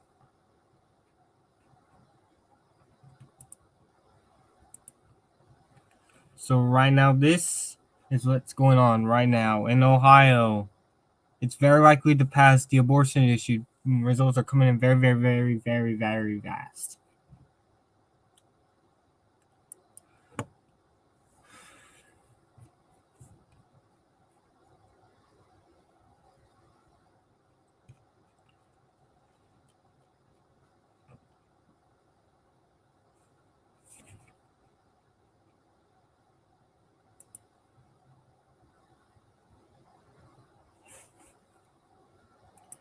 Pennsylvania closes in 11, 10, 9, 8, 7, 6, 5, 4, 3, 2, 1. All right, we're now, polls have closed in Pennsylvania and Mississippi, along with New Jersey, Texas, Maine, Connecticut, and New Hampshire.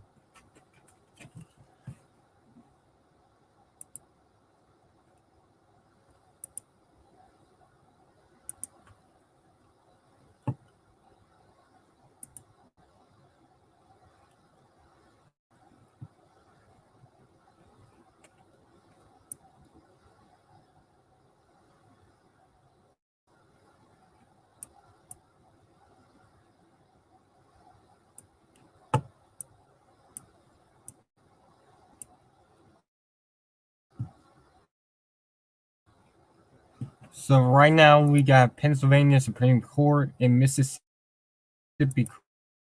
closed. Right now, 17% in Ohio.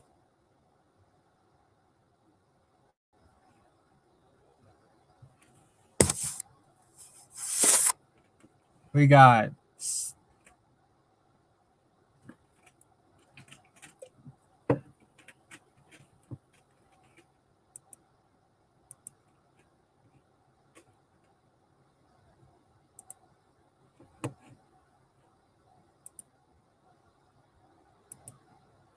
so update on the House of Delegates.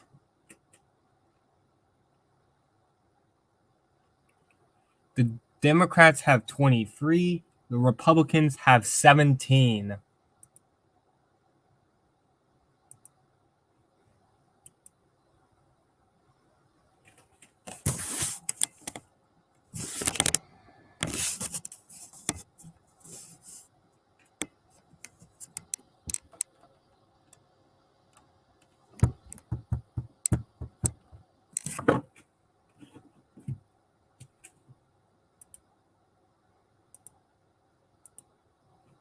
So we're going to head over here to Mississippi, where the governor's race has closed.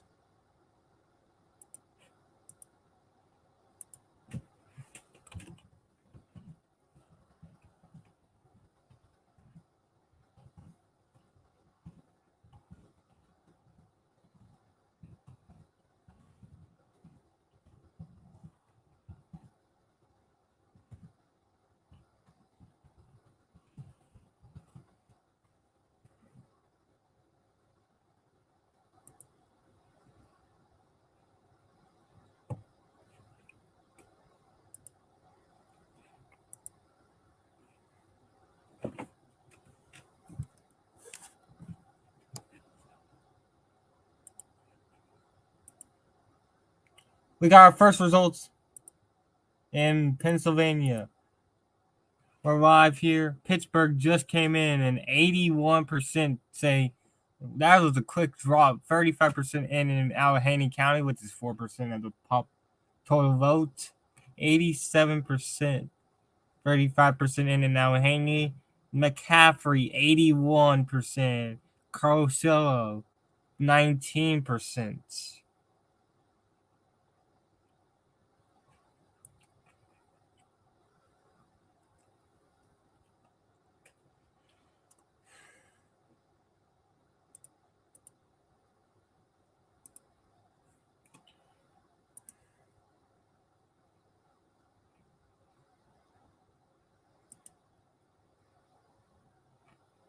we can call Russ Coleman will become the next Attorney General succeeding Dan Cameron, Dan Cameron will lose the governor's race to Governor Beshear.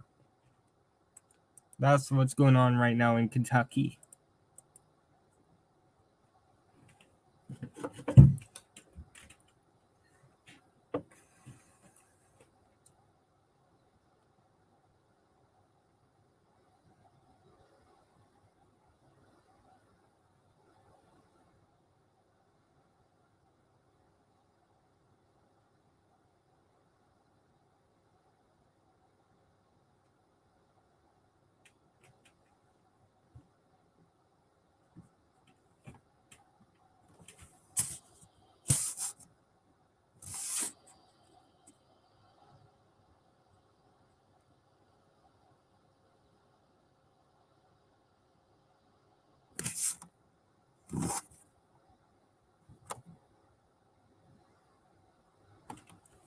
So right now, Pennsylvania just closed.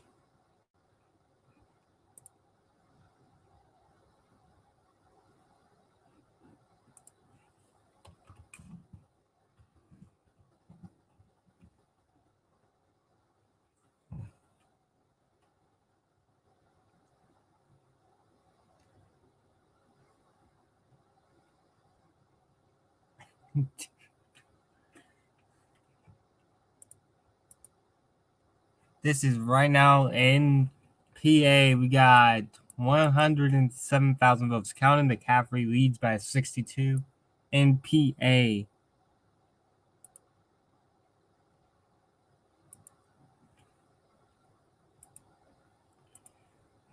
Nothing yet from Mississippi. We got Jack again Hines. That's Jackson. It's open for an hour. Democrats filed a lawsuit which was quickly ruled in favor of the Democrats that kept the Jackson Hines County, which is Jackson, open until 9 o'clock Eastern, which is I got an extra hour to vote there.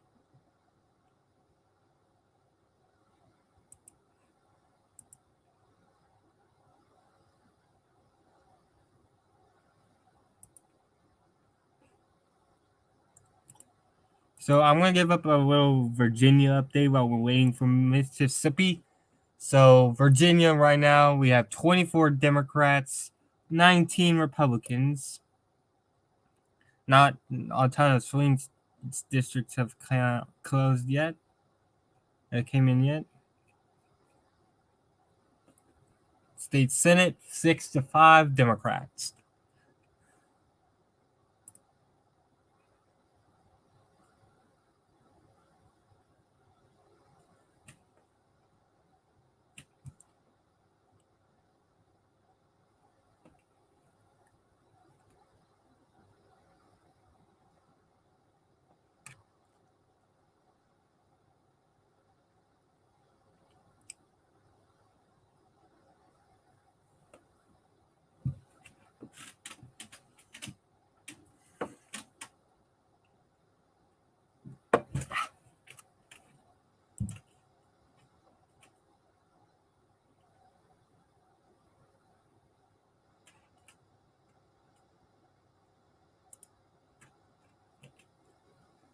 All right, so let's go back to Mississippi. Nothing there.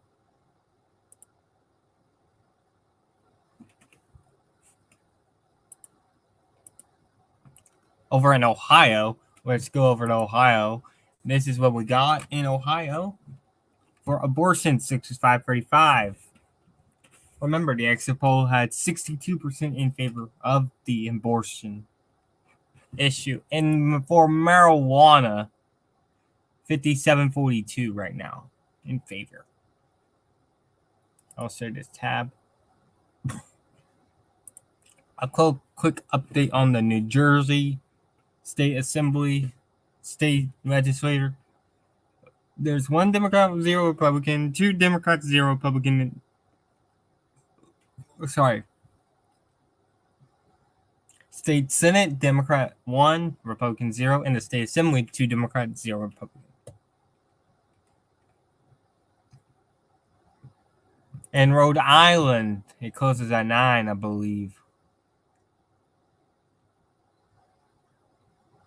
Wait, no, it closes at 8. I misread that. So Rhode Island Congressional District, Gabe Emo leads 58-42 right now with 2% in.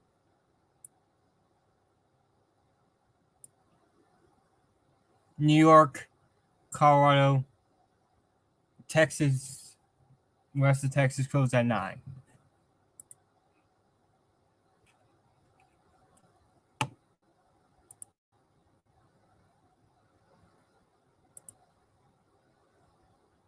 We got more votes in Pennsylvania. York County, 71% Democrat, 29% Republican.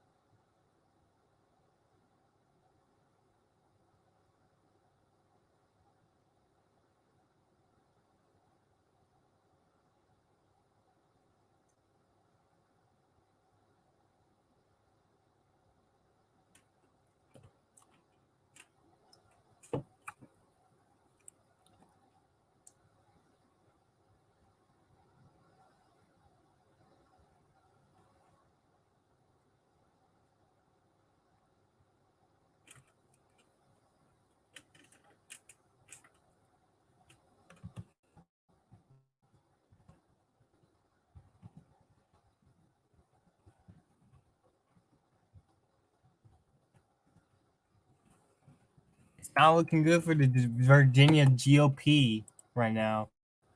They're losing a lot of key races in the House, in the state House. Meanwhile, in Pennsylvania,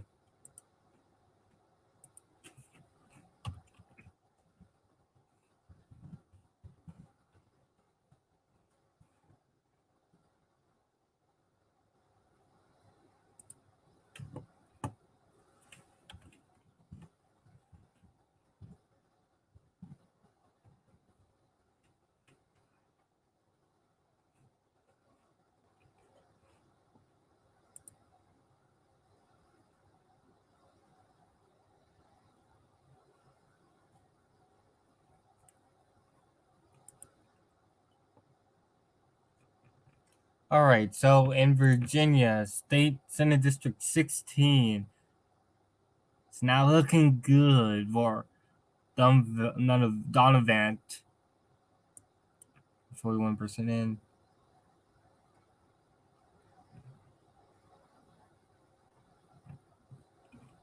It's 6-6 in the state Senate. It's 25-19 Democrat in the state House.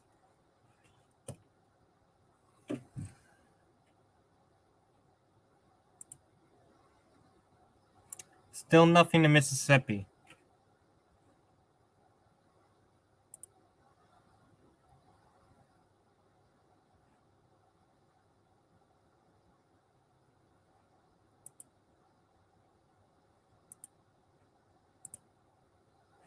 When Dante gets back, oh my God, McCaffrey's going off.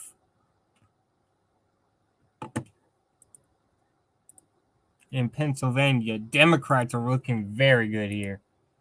Don't know if it will stick, but it's not looking good for Carolosio.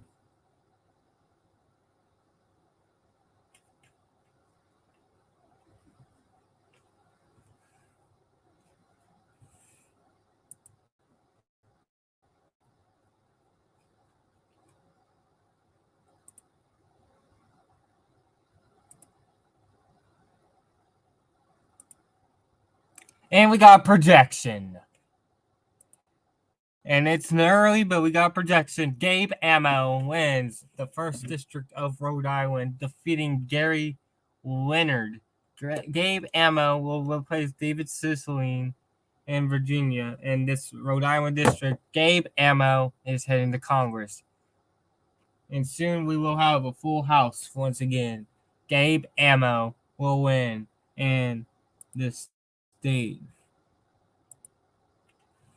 of Rhode Island.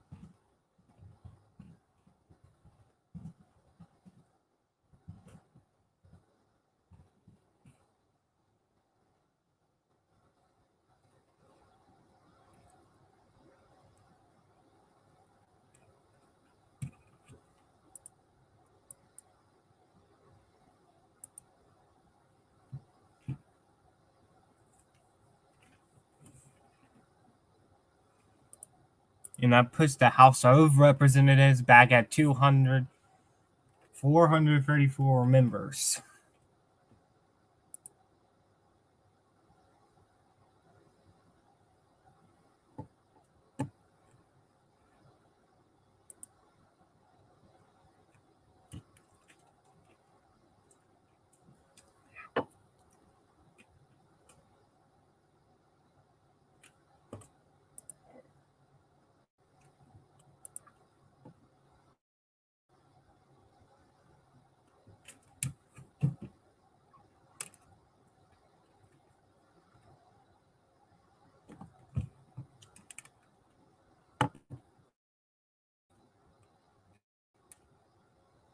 All right, I'm gonna send you guys back.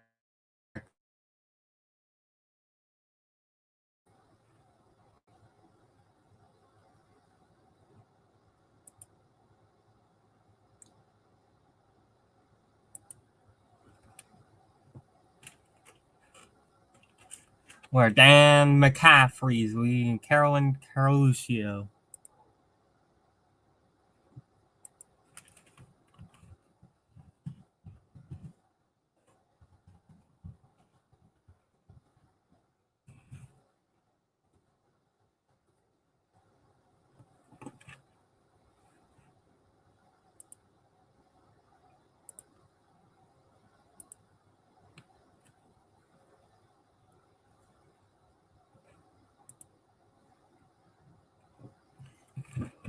All right, Mississippi still has yet to report anything.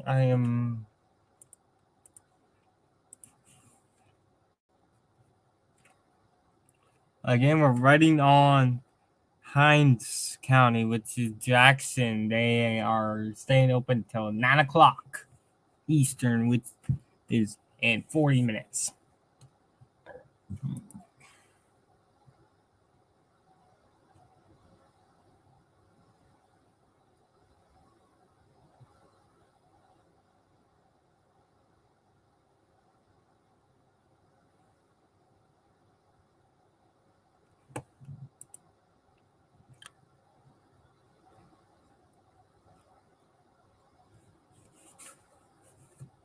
All right, so we have some. All right, I'm going to go through some of these lesser known areas that got closed at 9 o'clock. 8 o'clock.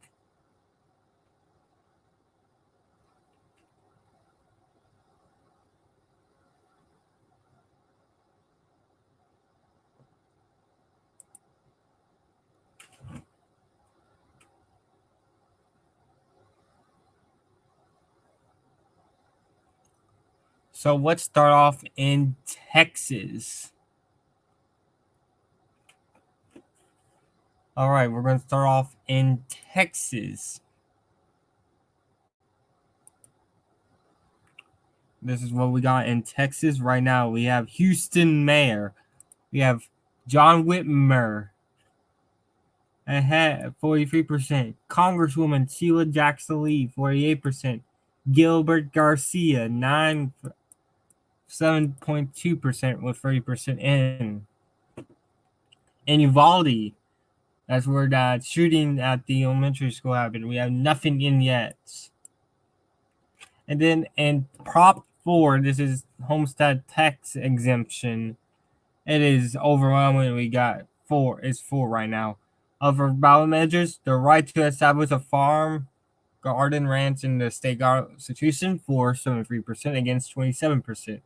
Authorized property tax exemption for childcare businesses, 466 against 34, and Prop 3 prohibits state lawmakers from imposing a wealth tax, 6436. Right there. Let's now go over to Maine.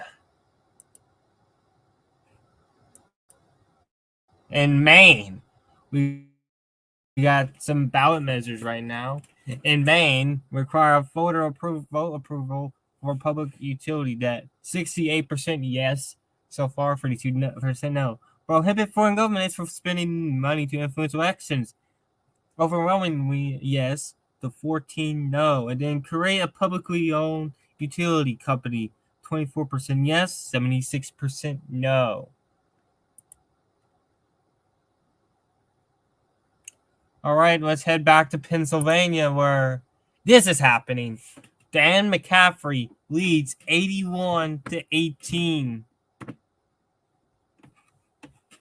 Very, very, very early.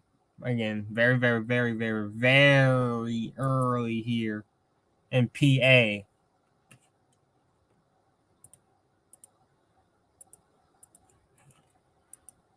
We still have nothing in Mississippi. Remember, if no one gets above 50% in Mississippi, it goes to a runoff on November 28th.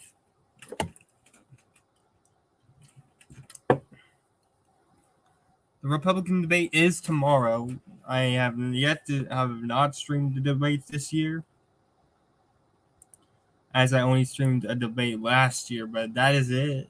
Right now, this is all we got right now, as the Republicans are stagnant.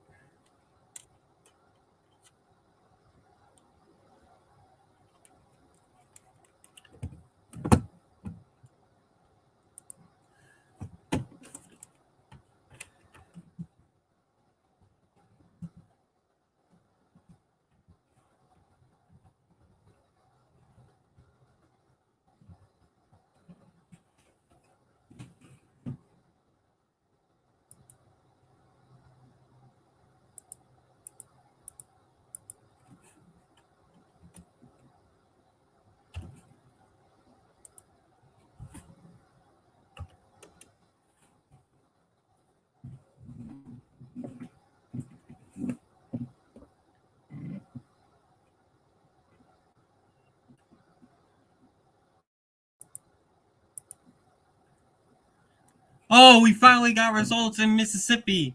Here we go. Mississippi governor. Right now, 56 Presley, 41 Reeves in Jasper County.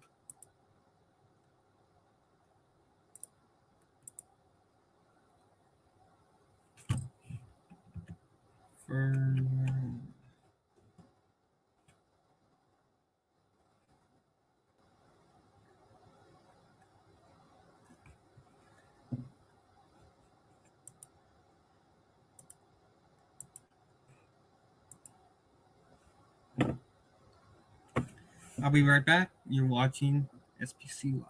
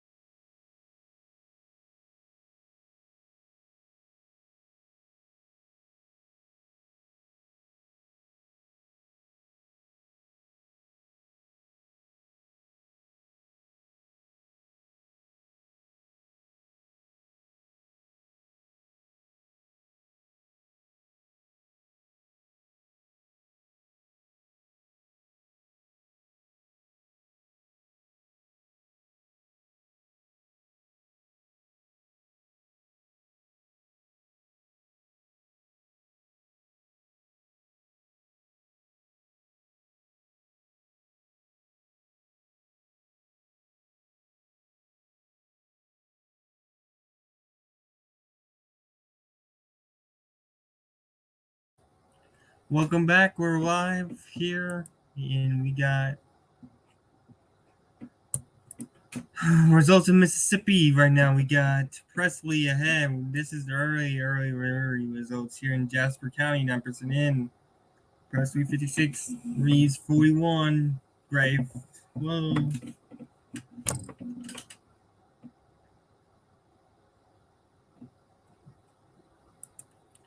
And PA is looking pretty good for Dan McCaffrey. He leads.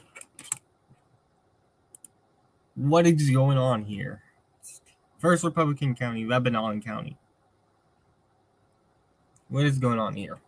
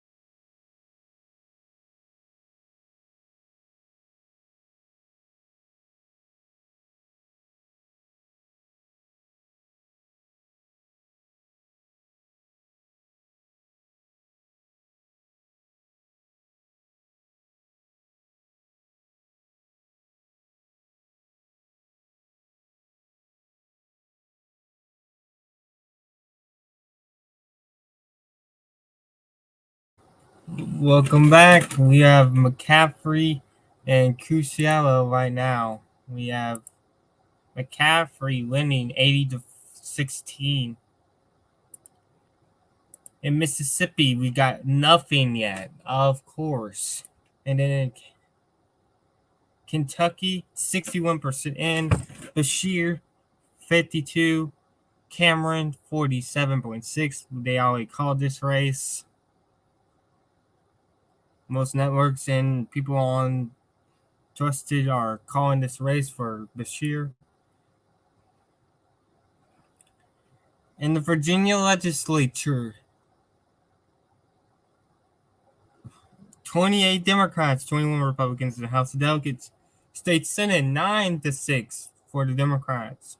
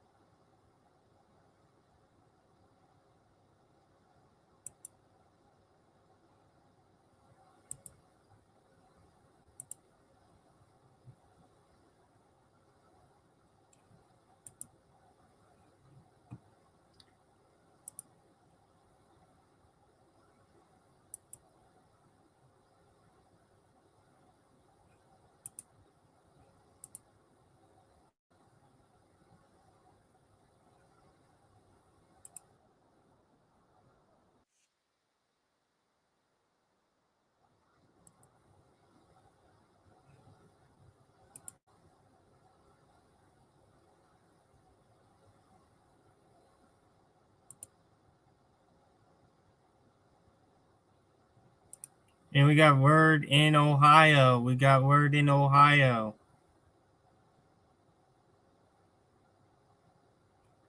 That issue 1 has passed.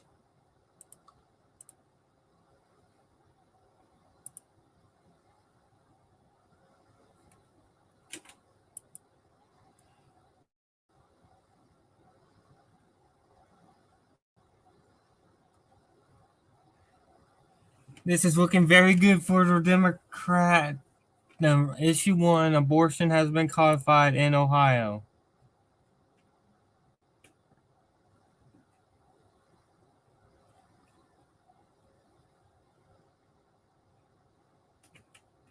And in issue 2, marijuana legalization,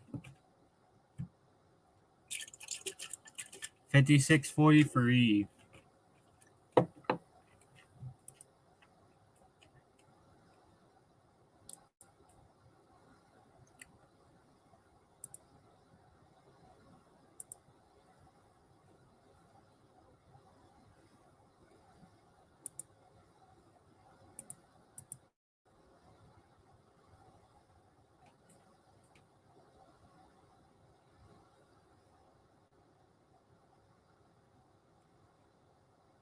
Still no calls in New Jersey.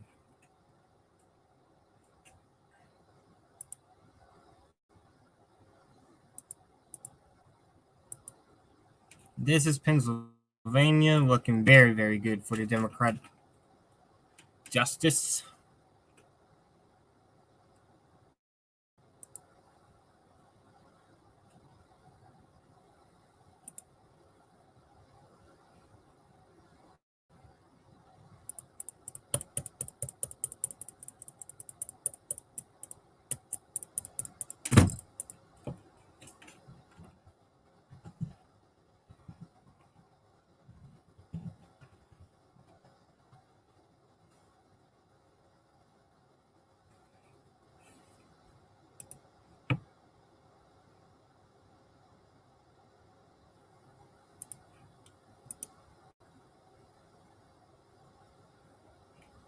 I want to be honest. I don't know how much longer I can um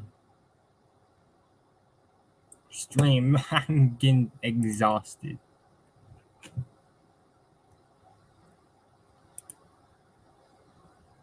In the state legislature, Democrats are getting close. Or the Democrats are at 10 for the state Senate. Democrats at 10, Republicans at 7. This is for Virginia, by the way. In the House of Delegates, Democrats 29, Republicans 21.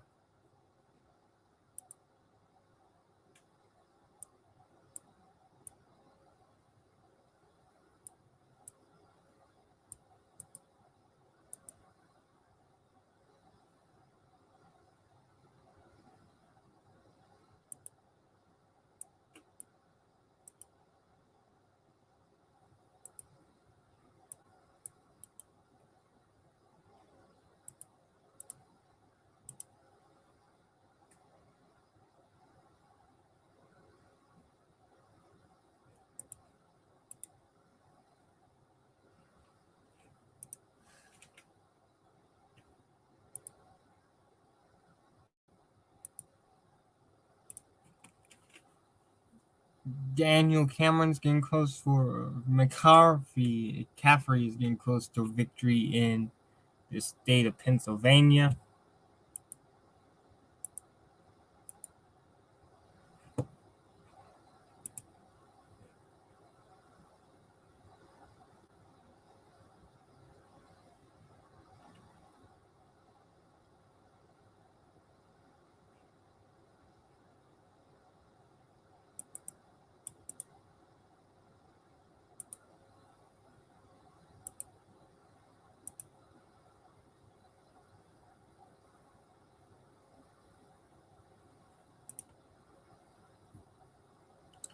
Yeah, I'm calling it a night.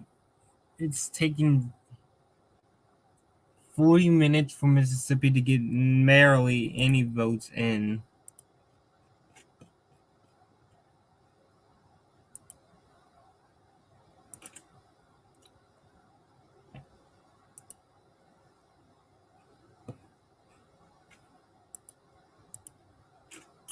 I want to thank you guys so much for watching. I will be back soon enough tomorrow if to go over the results of tonight and their impact on 2024. I might continue my stream. I don't know. I'm exhausted.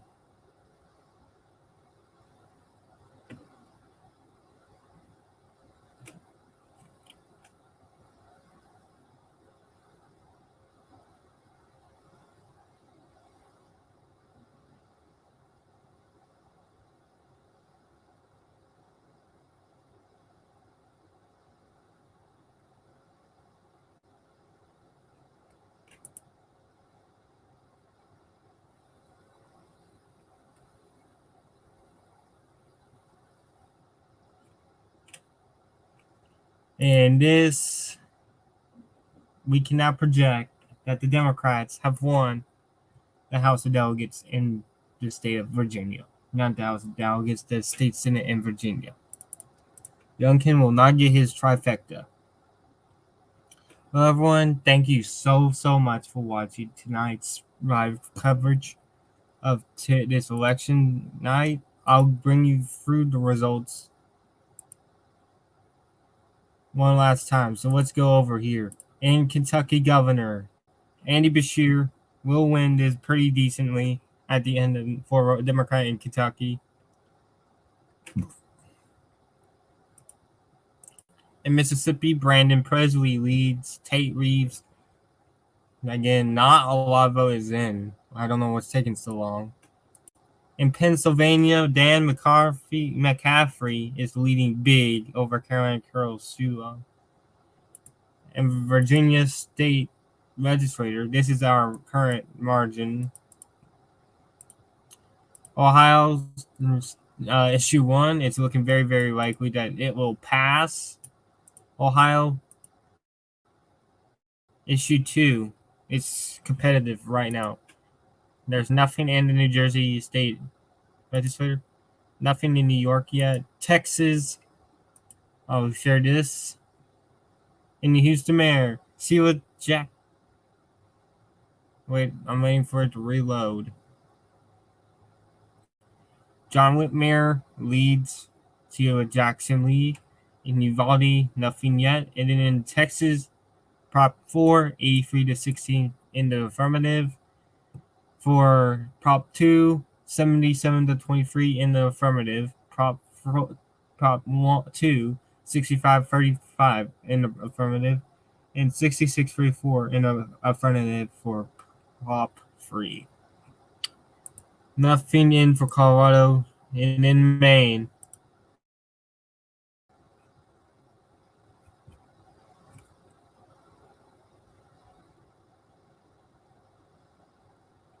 right now, Prop 1, 67-33 yay. Prop 2, 85-15 yay. And then in the question, Prop 3, 77-23 nay. This has been your live coverage of the 2023 election. I will see you guys on live January 15th for the Iowa caucuses for the Republican and Democratic parties.